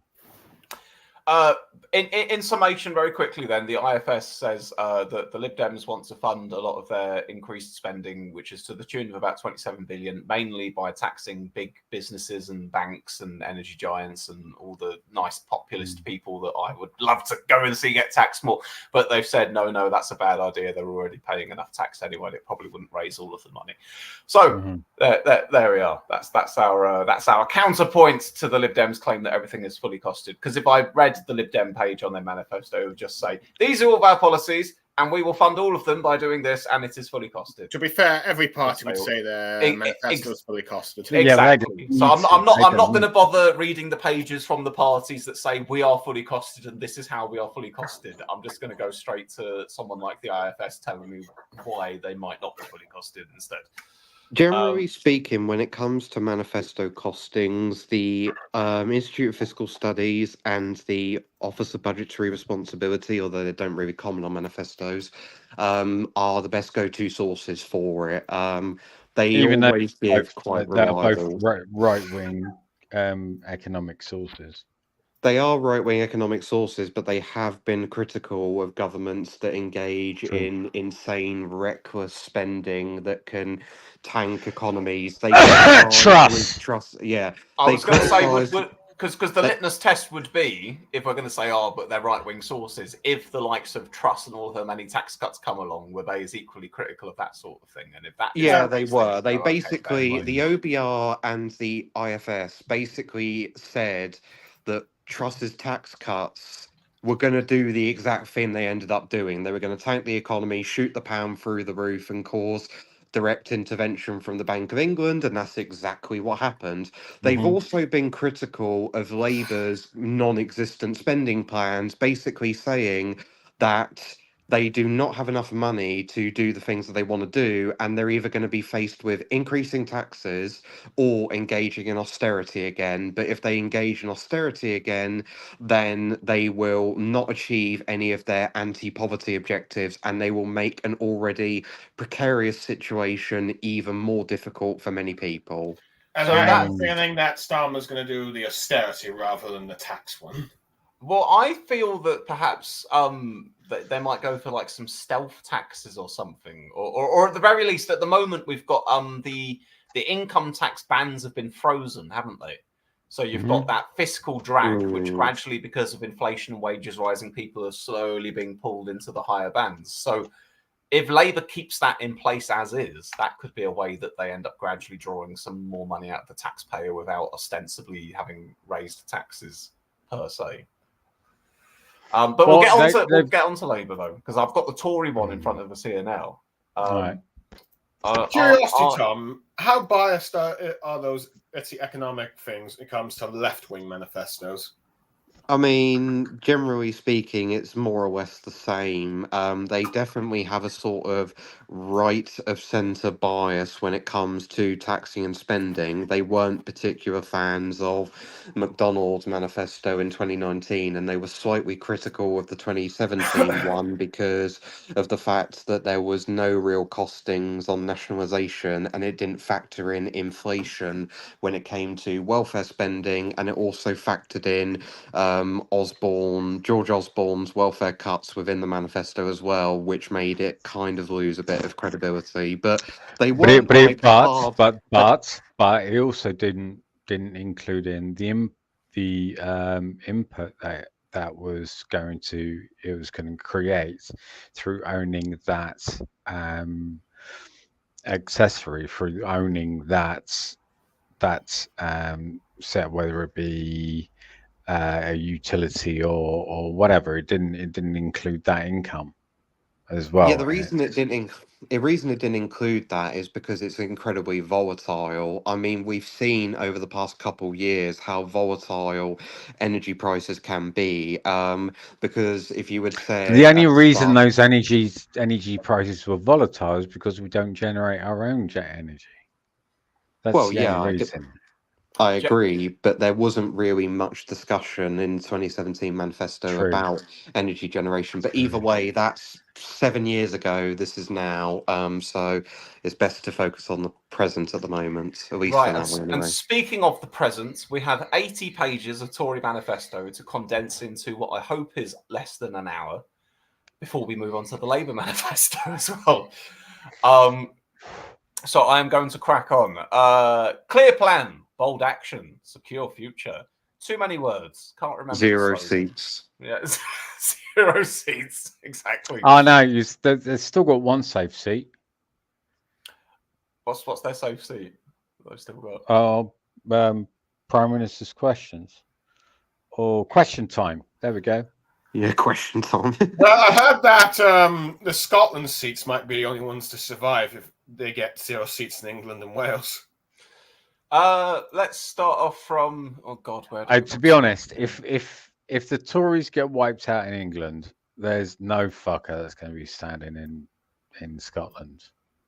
Well, this is the weird thing, is you would think that, but over the past few years, since the 2021 Scottish Parliament elections, there's been this bizarre case of Labour voters tactically voting Tory to get the SNP out because of unionist reasons. You're sort of beginning to see an emergence of what is similar in Northern Ireland, where you're having unionism versus nationalism in Scotland, where people who are Labour voters who want the United Kingdom to continue to exist will tactically vote Tory rather than SNP because at least the Tories want to keep the UK a part of Scotland. But being a part of Scotland, they also like, things like free prescriptions, the fact that the NHS is fully nationalised. They also like the idea that if they have a decent education, it's free to go to university. These are the things that they love in Scotland. These are all come under the SNP. But they would make the argument that that can only continue to exist thanks to the UK economy, and if the UK economy wasn't part of the Scottish economy, it would become increasingly difficult to subsidise those things. Maybe. Right, guys, I'm going to do something a little bit controversial here. Okay, what's that? I'm taking an executive decision here that we are not going to be looking at the Tory manifesto, or indeed the Labour one, because I feel that it's going to take a very, very long time today to do both. Even just skimming over them is going to take a while. And then if we just skim over them, we'll have to come back to them on another stream, and then I might want to kill myself if I've got to do that. Well, so, does that mean we're doing the Lib Dem and Labour manifestos today, and the Tory and maybe... Let's do green. Well, what I was going to say is let's see if there's anything left to discuss on the Lib Dems for the time being that we might have missed over. And then, as a little treat, we'll finish talking about manifestos altogether and move back on to aren't the Tories fucked? How many seats will they get? Ha ha ha. Okay, yeah, cool. That sounds good. And then I think it'll be better if like, you know, we'll stagger the manifestos out, because we've still got another 3 weeks of the campaign left. I'll hope to do 3 weeks, 3 manifestos. Yeah, right? Yeah, exactly. So, I think the Tory manifesto is going to change a lot in the next 3 weeks. To be fair, I think it's going to change a lot. I mean, if they do that, they'll lose. They probably won't, because they'll lose even more credibility than they already did. I mean, look at what happened in 2019 with Corbyn, where pledges just kept on getting added in that just made the manifesto lose credibility. I think the thing with the Labour and Tory manifestos is that you really don't need to spend much time on them, because the Tory manifesto is just more of the same. There's really no change beyond the headline policies that we've discussed already. It's it's very surprising how little there is actually in the manifesto that is substantially different from what they've been doing the past 14 years. And with Labour, there isn't much there. They've played it super safe and basically turned it into a bog standard Labour right manifesto. I mean, if you've seen what Keir Starmer's been saying over the past many years at this stage, it's all in there. It's GB Energy and all that sort of jazz. It's no different. There's no surprise policy. So you don't really need to spend as he said himself, there's no rabbit in the hat, right? So, you know, during his speech, there are no surprises. You all know what's in it. You vote for it or you don't, you know? And it's the thing is, it's a flag paper between what them and the Tories are going to do. So what's the point? Yeah, so I don't think you'd need that many. I'm not saying do it within the stream, but I'm saying I don't think you need more than one on both of them, because there really is not that much in there. You will be surprised at how little there is in both the Tory and Labour manifestos. I'm going to read a little bit from this rundown of some Lib Dem policies then, just for anywhere that we might have skirted over before. So very quickly, scrap the Rwanda scheme. Tone of the Lib Dem manifesto on immigration is more sympathetic and positive than much of the debate on the topic during the campaign. It refers to the UK's proud history of welcoming newcomers and proposes a system that treats everyone with respect. There is no isn't that a precursor to open borders? Right, so one of the pillars of free trade with Europe is to have open borders, right? Free trade, free labor. Isn't that a precursor? Doesn't it sound like it? I mean, I feel like in a sort of like in a slippery slope, right winger kind of way. Sort of like, you're talking about open and fairness and tolerance, and that just means you want to let everybody in. I don't know. I mean, the fact that the Lib Dems, I mean, notably enough, what it says here, there's no mention of reducing immigration numbers in what is an appeal to the significant proportion of the population who believe migrants benefit the country. They seem to have basically said the quiet part quietly on this occasion, which is just to go, you know, you've got Labour saying we need to bring down numbers, Tories saying we need to bring down numbers, Reform saying we need to bring down numbers, Lib Dem seem to be saying, it's fine, as is, you know. But they're against the Rwanda scheme. They say that we should. Of course, because the Rwanda. Can we all agree that the Rwanda scheme is shit? Yes. No, absolutely. Yeah, I mean, It's a dumb policy. It's Yeah. expensive. It's costly. It's an absolute gimmick. It doesn't work and it won't work. It's a stupid Yeah. policy. And the fact that so much of Sunak's premiership was dedicated to it is just He spent so much remarkable. political. Yeah, the only reason he did that was to try and appease the Boris lot, who were getting so angry that it wasn't going through, even though he probably should have said, this isn't going to work. This is what we're going to do instead. But no, he was just didn't want to cause backlash with like the Boris and the Labour right lot over the Rwanda scheme. Okay, did I see? Did I see votes for 16 euros? You did. I'm going to list these off real quick. So, reach net zero by 2045. The Lib Dems have retained their ambitious net zero target 2045 rather than the 2050 target Conservatives and Labour said they'll work towards. They say they'll accelerate the deployment of solar and wind power, so 90% of power will be generated by renewables by 2030 if they're in charge.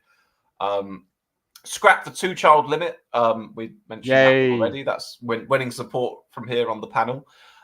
Triple the early years pupil premium, speed up the courts process, recognise non-binary identities and ban conversion therapy, give 16-year-olds the vote and bring in proportional representation. That was what you were driving on there, Chad. Which, again, I think both of these are hallmarks of the Lib Dems. Certainly proportional rep. I'm assuming votes at 16 as well. But this it's been in their manifesto for decades at this stage. Yeah. I also say the Lib Dems are probably going to get a lot of the LGBT plus vote with that. One of those policies you mentioned at the top. They're Swiss. Assuming you've got LGBT people who are voting on the basis of LGBT issues. Yeah. And rejoin the single market, which I knew that was coming in there. Yeah. Rejoining the single market. All right, then. Broadly speaking, then, folks. Broadly speaking, because I wouldn't say any of us are. Well, okay. Quick question for the panel: have any of us ever voted Lib Dem in our lives? No, I've never really voted Lib Dem. The closest you can ever say was the previous Police and Crime Commissioner election in 2021, where I put Labour as the first choice and Lib Dems as the second. I mean, the closest I've got is saying I would have voted for them in 2010 if I was old enough. That's the closest. Swiss. Yes. Yeah. What do you think? Champshy. Yeah. What do I think of the Lib Dem Manifesto? No. If I've ever voted, fucking. Oh, if you've ever voted for the Lib Dems, I'm going to hazard a guess. The answer is no, Champshy. No fucking chance, mate. And Tom, I'm assuming same goes for you. Yeah. No, I've never voted for them. But the most depressing thing is that their manifesto is the best one, really, that's on offer. That's somewhat semi-realistic, which just really shows you how bad the offering is for the general election. I think the Greens. I think the Greens are a little better, but I would love it to segue into wanting how fucked the Tories are. Yeah. I would love it to be like a Green Lib Dem opposition versus the Labour Party. Yeah. I love that. I love biggest party, Lib Dems being Labour, biggest party being Labour. So that's obvious. We know that, right there. So they get 330 seats, and then the others are independents such as Jeremy Corbyn, Shia, what's the face from Uxbridge? That was fine against Uxbridge. Shia, blah blah blah from Uxbridge. I'm drawing. Anyway, let's see. But yeah, to be honest, I will admit Lib Dem's manifesto sounds a bit more exciting, though. Granted. I don't know how my mom would feel. Anyway, Shia what's the face? So yeah, independents, Lib Dems and Greens, and then at last there'll be a bunch of Greens, a bunch of Reds that are actually together, but they'll be in opposition. They won't be in government, but they will be fighting to pull the Labour Party to the left. I'm loving this Just like champchy fanfic left-wing opposition. That Yeah. together where you go, Just drag Labour back. Interesting yeah. Just enough, no. Seriously, just like UKIP dragged like the Tories to the right. I mean, it's completely Faragified, isn't it? Like, is basically a Farage party. You might as well be the leader of the party. I'll say on the Lib Dems then, on where they are at the moment, on from what I've heard. Obviously, I think our relationship with Europe and immigration are probably two of the areas that I'm quite far apart from the Liberal Democrats on. I'd say for most other stuff, it's either stuff that I'm kind of middling towards or actually enthusiastic about. I think probably from skimming the Lib Dem Manifesto and plucking individual policies where I go, oh yeah, I like the sound of that one sounds good, blah, blah, blah. There's probably a longer list of things I like from the Lib Dems than there has been from Labour so far. Obviously, caveating the fact that we've not looked at the Labour manifesto yet in detail, but the upping money for carers, focus on that. Obviously, standard reform things like proportional rep. They seem to be solid enough on their outlook internationally as far as how they want to deal with other countries, shore up the defence spending. Housing's an interesting one. We haven't really mentioned housing on the Lib Dem manifesto. I think they've got the same kind of pledge that all these parties have to one degree or another, X many hundreds of thousands of homes within the next parliament or whatever. Obviously, with the Lib Dems, it's interesting because on a local level, they're very often the NIMBYs. They're quite often the ones trying to prevent houses being built. So it'll be interesting to see where they lie with that. But all in all, considering I'm not a natural Lib Dem supporter or voter, I'm happy enough with their manifesto. I think I'd certainly say it's good for it's weirdly the thing is, it's like in some aspects it's weirdly more to the left than the Labour Party, which is strange, and it's you wouldn't have seen that like 5 years ago. Yeah. I'll add a couple here. Lee Hallam says a left-wing opposition with 40% of voters not represented would destroy the credibility of the system. Yeah. This is your left-wing rainbow to pull against Labour. That is the obvious downside in a way. Not speaking from you personally, I'm sure you'd love to see both the Tories and Reform smashed in equal measure, but the idea of having a Labour government where basically everyone in opposition to them is by some degree more left-wing or more progressive than them, it does chop out a whole section of the voters in the country being represented. Well, to be fair, the right is splitting their vote, let's see, between Reform and Tories. So I mean, the problem with this is that when the Tories won an 80-seat majority, this argument was never made from the left perspective.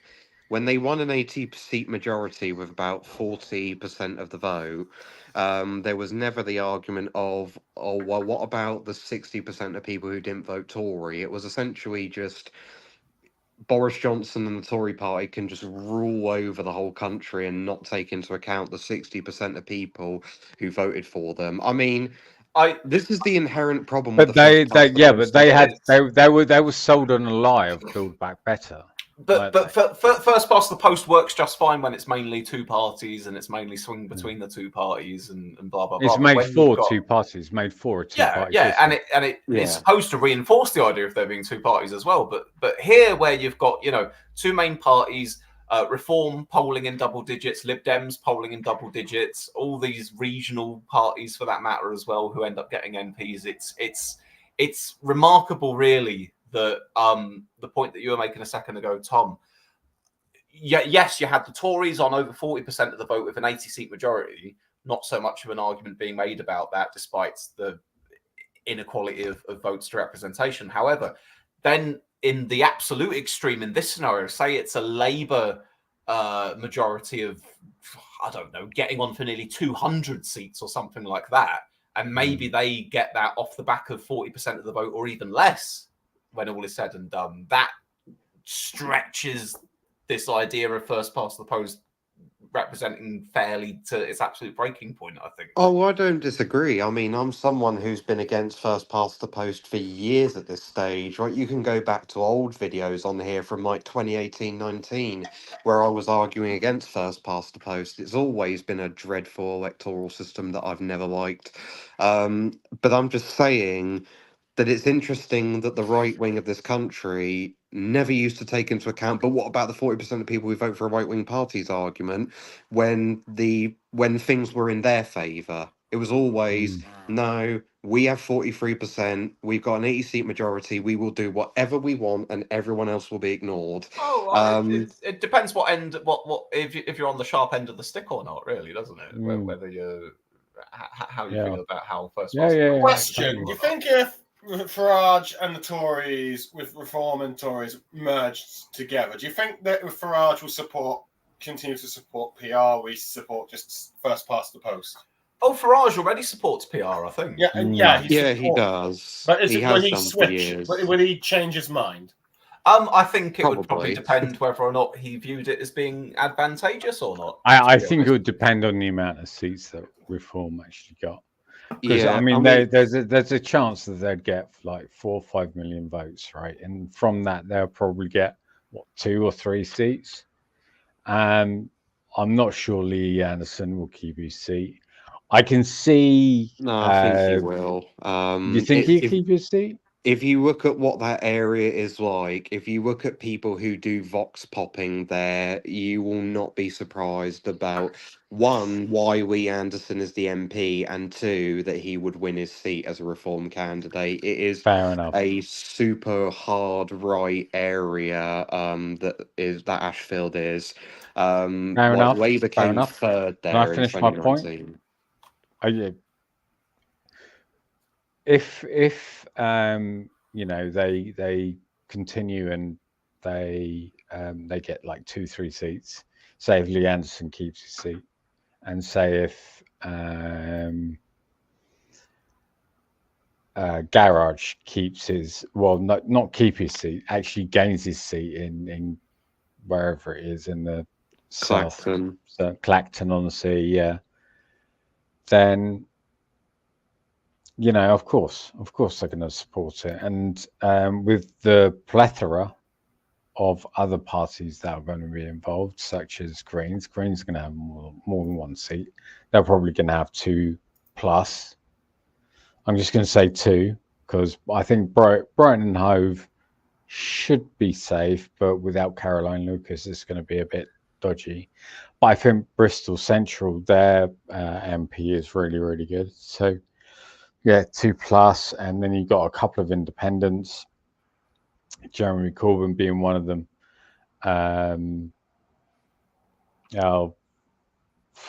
What's his name? Being another one, a Scottish dude. But yeah, I think there's going to be enough voices in the House for there to be a referendum on it. I think so. I don't think there will. I think that Labour, if Labour win a gigantic majority, which I fully expect, which I don't think they will. They will. I live in a safe Tory area, and I have seen no support for the Tory party anywhere in this area. Not in my county. Like how many seats? In the place where I live. How many seats? How many seats? Less than 150, between 100 to 150 is what I think the Tories will probably end up with in the end. Does anybody want to put any money on this?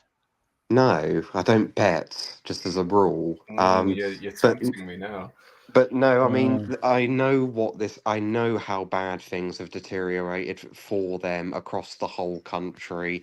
And my region isn't even that badly impacted by other crises that the country faces. I don't have to deal with polluted water, for example, which could possibly give you a parasite, unlike what people are dealing with in South Devon at the moment. Yeah, sure. I'm not someone who is hammered by the cost of living crisis like people in the north of England are. I'm not someone who has seen my region continue to decay after being promised to level up. So many people across this country have been betrayed by the Tories on everything, and it doesn't matter where you are on the spectrum, whether you're left, right, centre, they've betrayed you on something, whether it be immigration because you're right wing, whether it be investment in underdeveloped areas because you're left wing, or whether it just be moderate politics because you're centre. They've betrayed everyone. The only people left voting Tory now are the hardcore of the hardcore who will never vote for anything else other than the Tories. Their vote has collapsed and they're going to suffer for it immensely.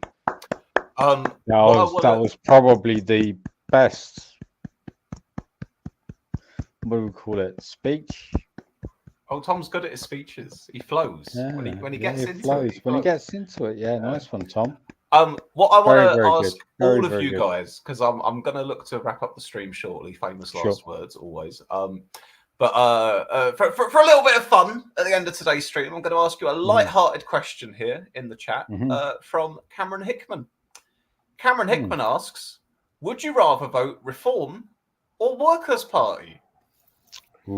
Panel, there's a gun to your head. You must place your X in either the box of Reform or the Workers' Party. What do you do? This feels like a no-win situation here. I guess ideologically, being more on the left, I'd be more inclined to pick the Workers' Party. No, I'd rather not want to because I think Galloway is too extreme and arguably he has some very controversial views. Really. I mean, just to be clear, I do not endorse what Galloway says. Hey, look, you've given an honest answer. You've tackled the question I asked you rather than tried to dodge it, which is much appreciated. But yeah, I don't endorse what Galloway says about certain countries, just for the record. I mean, just in terms of ideological left or right, I'd probably be more inclined to vote for the left party. Okay, there we are. Fair answer. Champs your Tom, either of you want to bite? Workers' Party or Reform? If you're quick answer, Workers' Party, of course. Shits and giggles. George Galloway always needs to be in the House of Commons because he's just worth it's just a TV, isn't it? You know, it's like throwing a hand grenade into the House of Commons. It's fucking brilliant. Whenever he speaks with purpose. He's a great orator. He deserves to be in the House of Commons. All right, thank you, Jan. I don't care whether he's left or right. Fucking let him do it. Tom, Workers' Party or Reform? I would spoil my ballot because I don't give my vote to grifters. Oh no! Choose one. You're not allowed to spoil your ballot. No, I would. I would refuse to ever vote Reform or Workers' Party. Galloway is a grifter. He only shows up when there is crises of somewhere in the world. Absolutely. He doesn't care about Gaza. Absolutely. He doesn't care about Israel. I mean, if you look at his record when he actually shows up to Parliament, he almost never shows up, ever. And he doesn't do any constituency surgeries at all. He shows up to make money and to get attention. And Nigel Farage is much in the same way. His record at the European Parliament when he used to go there was absolutely dreadful. He almost never turned up. He was on committees like the Fisheries Committee because he was always about, the European Union's taken our fish, and never did anything on the Fisheries Committee. He never turned up once, ever. He is a grifter of the highest order, and I don't give my vote to grifters ever. It's a wasted vote, and that's why I'd spoil the ballot, because voting Reform and voting Workers' Party is basically no different than spoiling your ballot, because you're just voting for grifters. Okay, well, we've had 2 votes for the Workers' Party and 1 cop-out because we will not vote for the grifters. Cop-out, Tom. Cop-out, Tom. For any Labour official that is listening to this, just to be clear, I am supporting the Labour Party. I'm voting the Labour Party. It was just that on the I'm voting Green. Starmer's eyes are everywhere. Watch out. You'll get Voted kicked out the Green. party. To be fair, the Workers' Party is only standing in a handful of seats, so you probably wouldn't be able to vote for them even if you were given the choice. No, I don't think so. Right, I am going to answer then, and I will pick a side if forced to. I'm going to say Reform as opposed to Workers' Party. I'll preface this by obviously saying neither are parties that I would vote for, but I am being forced to choose in this scenario. Well, at least you didn't wimp out like Tom. Well, yeah. Well, I'm not going to do Tom down too harshly here. If he wants to say spoiled ballot, he's free to do so. But if I'm being forced between the two, I'm going to say Reform. I think I want to be part of the people's revolution with Nigel Farage and his political earthquake for normal people and good people. And basically, like you, Cham, when you were sort of going, who would you like to see talking if you had to pick someone? Farage is interesting to watch. I mean, I would not necessarily feel good about backing the British Trump, but then again, Galloway just smells wrong in too many ways as well. So, I'm not endorsing either of these men, but if I'm being forced, I'll go with Reform because Farage. I mean, at the end of the day, when it comes to the two people, I would honestly argue that Farage is probably a better person on both a politician and personal level than Galloway is, because at least Farage doesn't go to authoritarian, despotic regimes and gets money to spout propaganda for them. In some ways, I'm starting to wonder if I should have picked Fritzy Reform like Swiss. But it's tricky. It's tricky because trying to pick one, you're elevating one over the other, but they're both. I mean, like Galloway, for example. On the one hand, I'm much closer to say, sympathy towards the Palestinian people, more in line with Galloway than most mainstream politicians, it seems. But at the same time, the likes of Galloway doing things like saying, "I refuse to debate any Israelis because they're Israelis." I kind of go, "Oh, Galloway, George, too far." Oh, mate, Also, they're both twats. Look. They're both twats, right? Just a quick thing as well. I don't know his personal opinion on it, but is Farage opposed to like gay marriage or just LGBT rights in general? I know he's against zero net at 50. That's not a policy on that. The reason I mention that is because Galloway is opposed to both of those things. Strongly as well. Well, is Galloway? I thought just to distinguish ever so slightly, I think that I know that Galloway in recent interviews has said, it's Adam and Eve, not Adam and Steve, and all the rest of it. Really, sort of playing up my religious convictions tell me that I don't want this LGBT propaganda being pushed and yada yada yada. But I think that in his own past, he had voted in favour of, I want to say it was civil partnerships or something like that. Galloway had so. I think even Farage is in favour of that at the bare minimum. Yeah, as for Farage, I don't know one way or the other on his stance, but my assumption is going to be Farage is probably one of those that says, yeah, gay people can get married, but we don't want people being told about trans and genders and all the rest of it in schools. That's probably going to be the line I'd assume Farage falls on. More than likely, I'd imagine, yes. In which case, he's more in a progressive direction than even Galloway is. A few comments real quick. Podge has said Workers' Party, definitely. Frank, taking the Tom option, says spoil ballot. Podge adds Galloway took a principled stance against the Iraq War. He did. And Cameron says Galloway voted for gay marriage. So there we are. All right, final question. Final question for you guys. Keeping in mind that we have a Labour Party member with us, so I will not be coaxing John into saying anything that could potentially get him booted out of the party vis-a-vis support for another party. Don't worry, John. After having a look at the Lib Dem Manifesto, are your feelings towards the Liberal Democrats in this election improved than they were before? Is anyone any more likely to vote for the Lib Dems than they may have been otherwise? What's your takeaway from what you've seen? No, I'm not really swayed to vote for them. I, broadly speaking, like their manifesto and I like what's in it, and I think it's probably the best one on offer.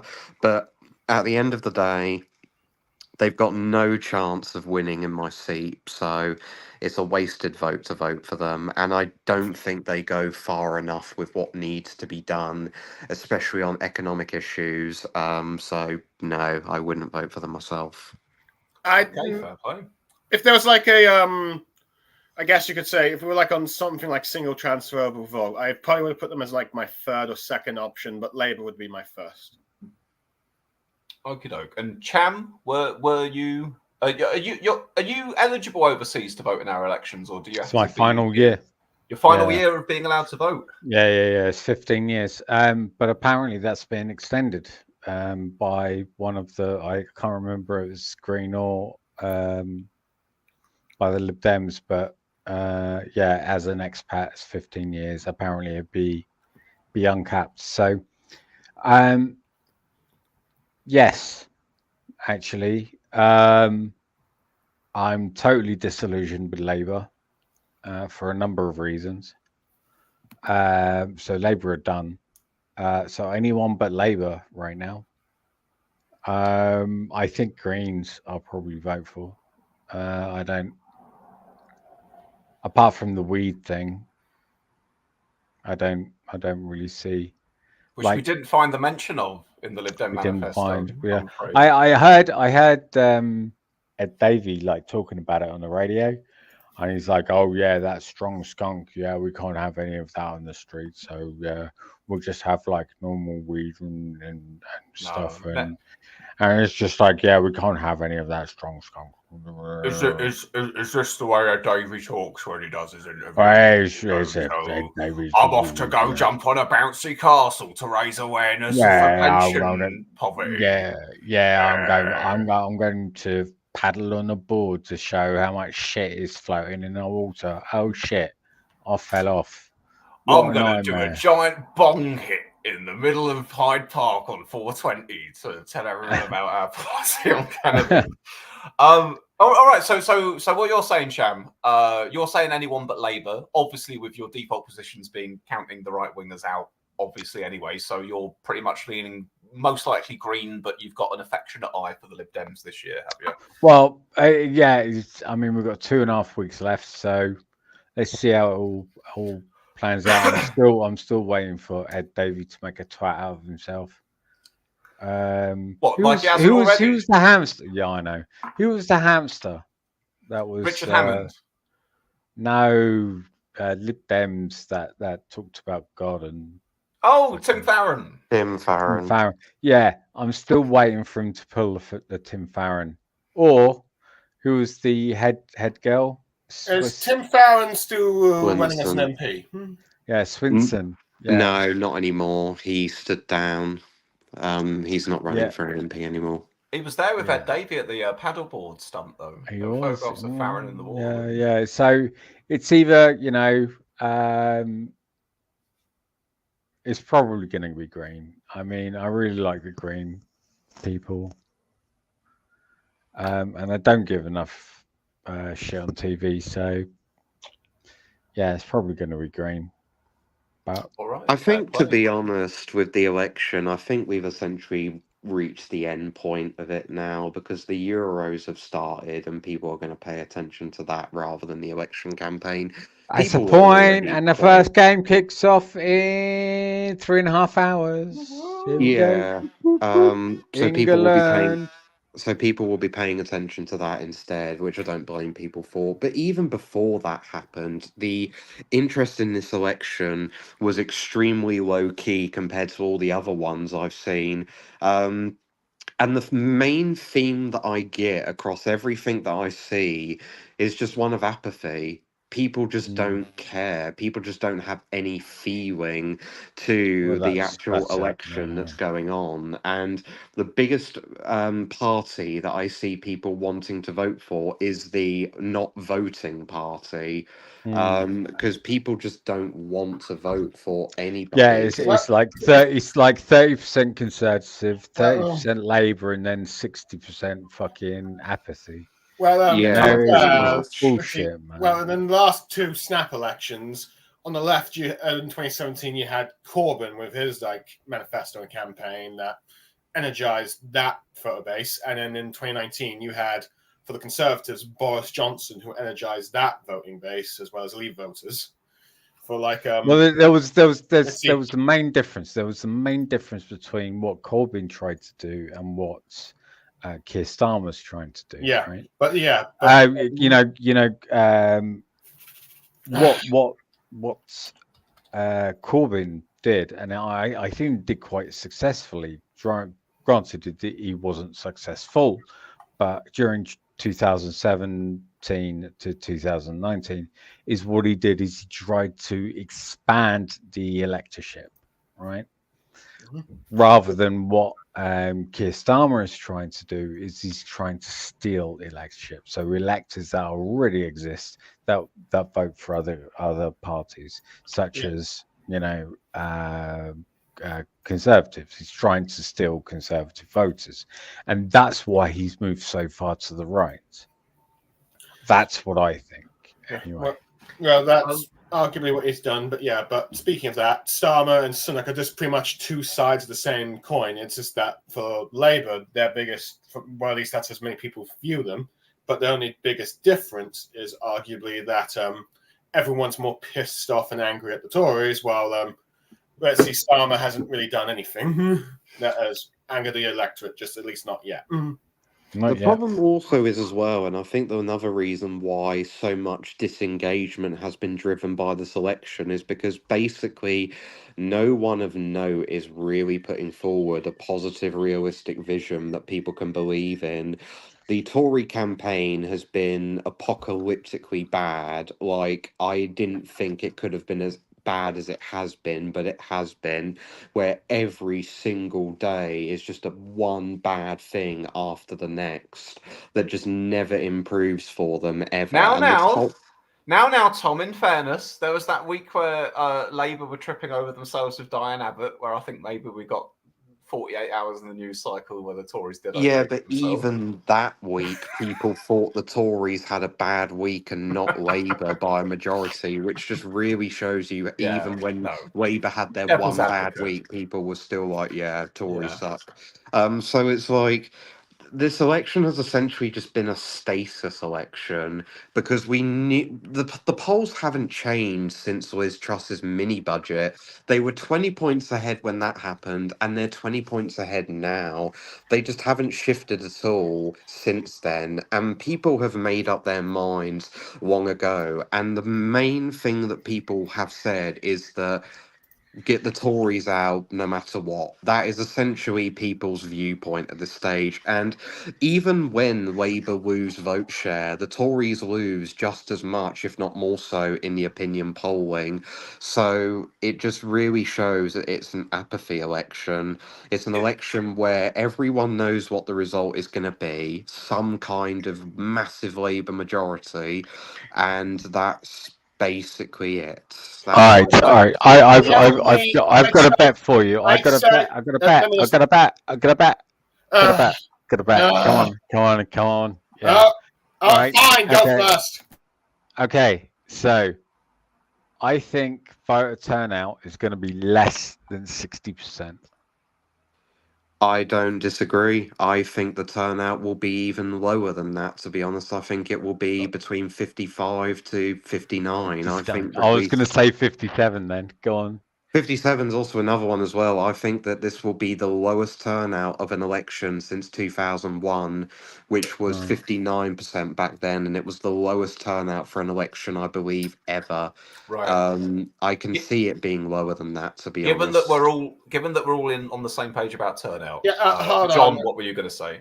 Well, besides maybe turnout being lower than 50%, that might be really shocking to that comment there. But I think what I was going to try and say is the only really thing that people are now guessing in terms of the election is that Labour's guaranteed to be a majority, but it's like for the first time ever, you got people wondering who's going to come in second. Let's see, the Tories are doing so badly that people are wondering, are like the Lib Dems going to come in second? Reform going to be? Nah, Tories will. But I mean, when I think about a range of possible outcomes of this election, like I say, even the better case scenario for the Tories, I still think they're going to get stomped 1997 style. The worst case scenario for them, the absolute worst case scenario for them, yes, they could end up getting beat by the Lib Dems, but I don't think that's the most likely outcome. Here's an interesting one for you, right? That Reform will get more votes than the Tories, but the Tories will get more seats. Oh, I think for me the jury's still out on if Reform would get more votes than the Tories. Polling would have to continue. Yeah, moving no. I'm not Reform's just favour talking about for, votes. I'm talking about seats. Yeah, no. So I mean, but that's one of the fascinating quirks of first past the post, isn't it? That in this hypothetical scenario, Reform got more votes than the Tories, but absolutely the Tories get more seats than Reform because Reform support is just too dispersed. Yeah. So I mean, same goes for the Lib Dems. You know, Lib Dems are polling less than Reform are right now, and they're set to get 50, 60 odd seats right now. I just wanted to put on screen for you guys, isn't it? Yeah. As we're wrapping up, just on screen for you all. This is the latest poll of polls according to the Wikipedia page on opinion polling. As you can see, last week or so, Labour have taken quite a dip, as have the Tories. Reform are surging up, and Lib Dems are on their way up as well. But this line, these averages are usually, I find, about half a week or a week behind the times of the latest polls. So arguably, you're going to have Conservatives and Reform a decent bit closer there. But it is interesting, isn't it, that, you know, a lot of focus has been on the Tories dropping the Reform on the way up. But actually, yeah, noticeably, Labour have fallen off a bit in the last week or so. And the Lib Dems have improved their showing a bit. I think there's been even a few polls that have Labour under 40%, Swiss. I've seen a handful of them under 40%, yeah. Only I think about YouGov have done that, and that's because YouGov did something they really shouldn't have done, but they did. They changed their methodology halfway through the campaign, where they basically just give almost every single don't know voter to the Tories, which is why Labour's vote share is so low, which I just don't think realistically will happen. The problem with the pollsters at the moment is they're in a bit of a dilemma because all of the data that they get shows them that Labour is going to win by 20, even 25% of the vote. But the pollsters basically have the view of this just can't be right. They're not going to get that badly destroyed, are they? It's basically that's what a lot of the pollsters are doing, and they're adopting their methodology around that point of view. The point of view of, okay, the data shows us apocalypse for the Tories, but come on, they're not going to do that badly, are they? And they just reorientate their methodologies around it. It's just they're doing so badly that people just can't. It's a shy Tory situation, you know. They say, "Oh yeah, well maybe you'll vote for Reform, maybe we'll just stay at home or whatever." But you know, these people that they're talking to are like 80, 70, 60 years old.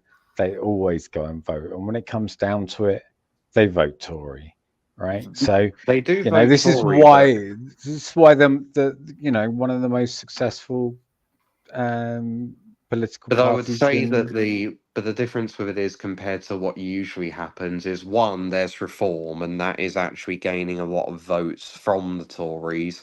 Yeah, but even then, I would disagree. Even no, then, but the difference is, but the difference is that this time around, they've alienated a lot of the elderly people as well. And if you look at different individual polls on different topics, what you see is Keir Starmer is well ahead for preferred Prime Minister.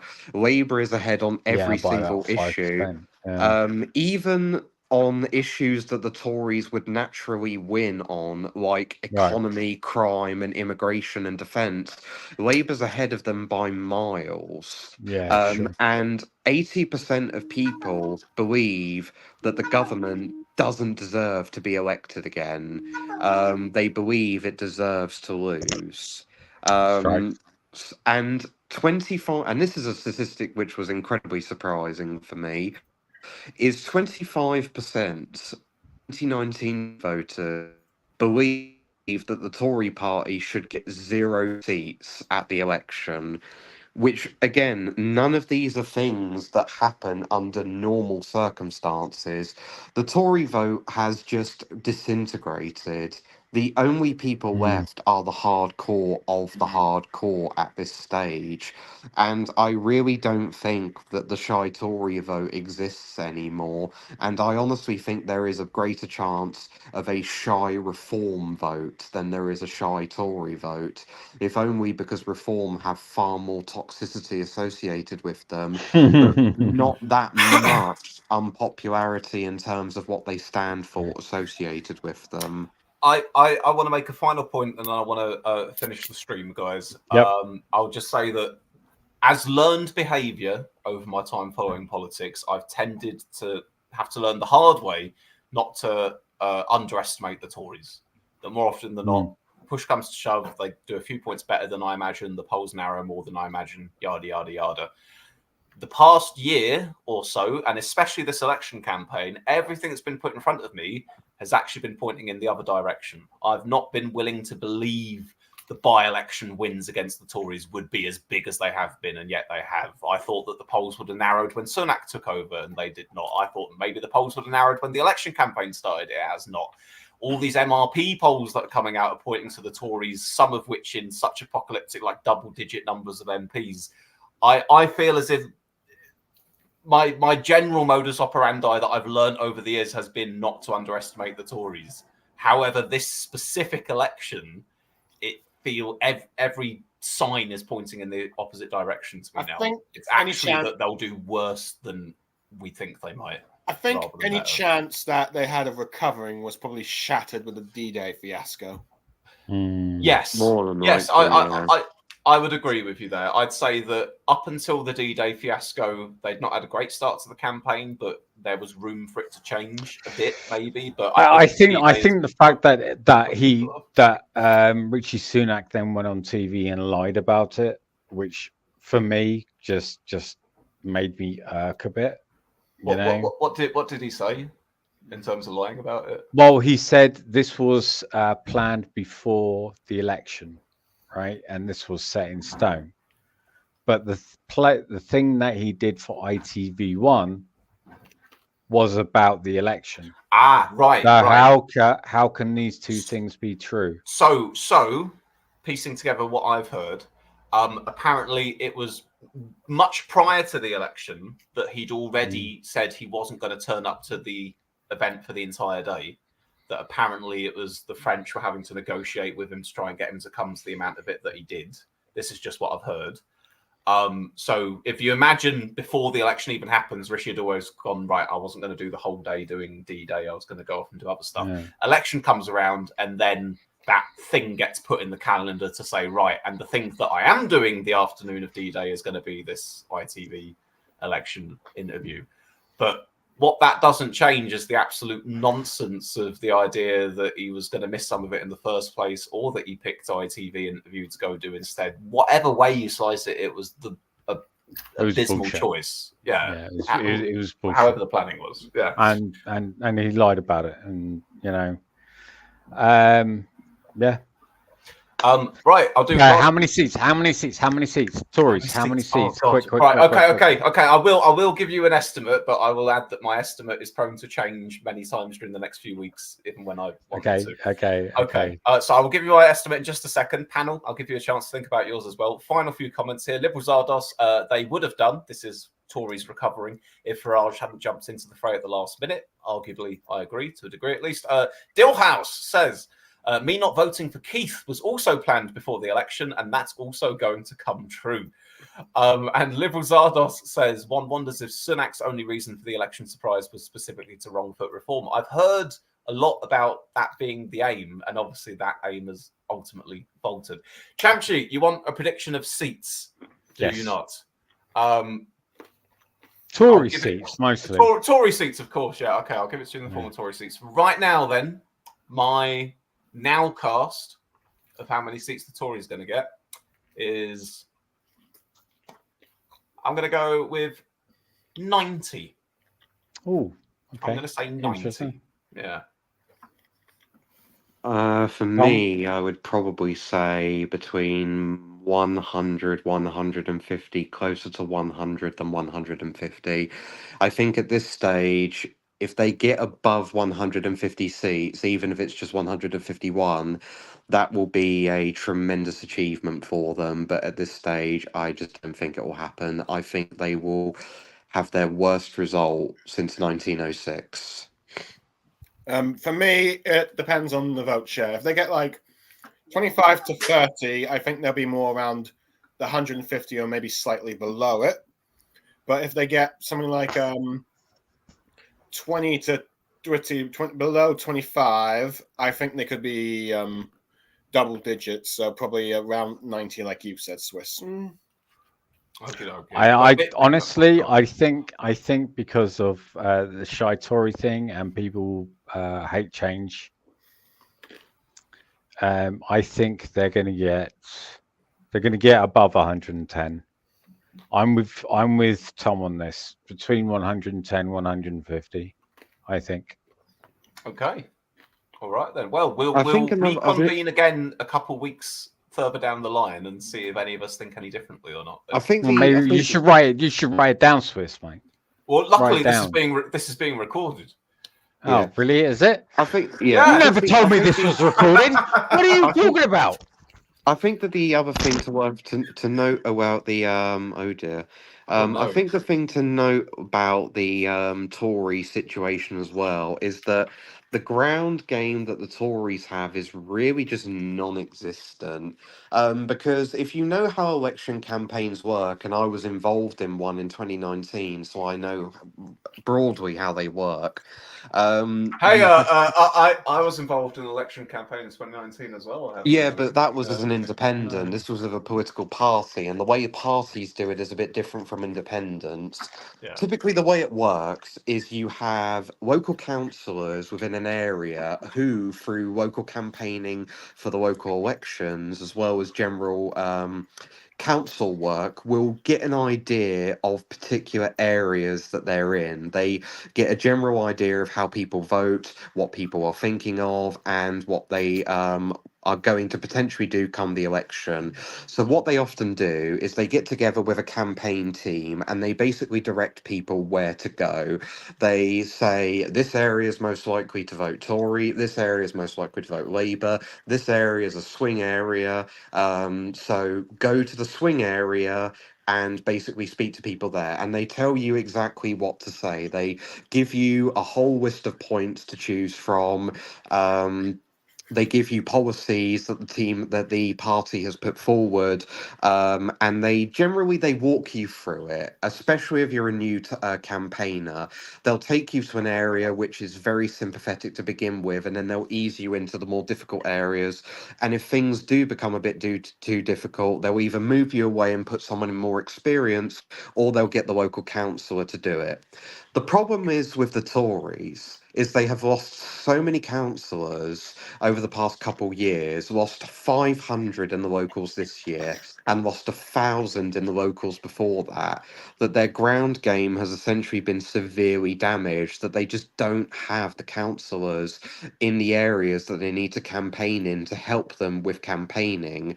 Not to mention the fact you've also got so many activists who have been demoralised because of bad polling and just terrible stuff from CCHQ, that people just don't have that much material to work with. They haven't got areas where they need to campaign to mapped out. This is not the case with Labour, where they've got all those advantages, especially with all the new councillors that they've won over the last couple of years, which helps them with their ground game. This makes the Tories' job even more difficult than it already is. And it's also why independent and third parties like the Lib Dems and the Reform Party really struggle with getting their vote out, because the Tories and Labour have all of these advantages that the other parties and independents just don't have. Yeah. Adding to what he said, there was a reason why Jeremy Corbyn didn't say or declare that he was running as an independent until the very last moment. It's because he had data on all of that of all of the Labour data. So like what doors to knock on, like where to go, where the strongest support was, where all of this data the Labour have collected over the last years and years and years that he's elected. That he had being an elected member of Parliament that he had access to, and Labour spent a lot of money, obviously, on gathering this data. But as soon as he declared that he was an independent, he loses access to that. Okay, which is why he only done it last Thursday or something. So he's not stupid. So I really, really hope he keeps his seat. It'd be really funny. Just up yours to fucking Labour, really. Oh yeah, I'd like to see it as well, to be fair.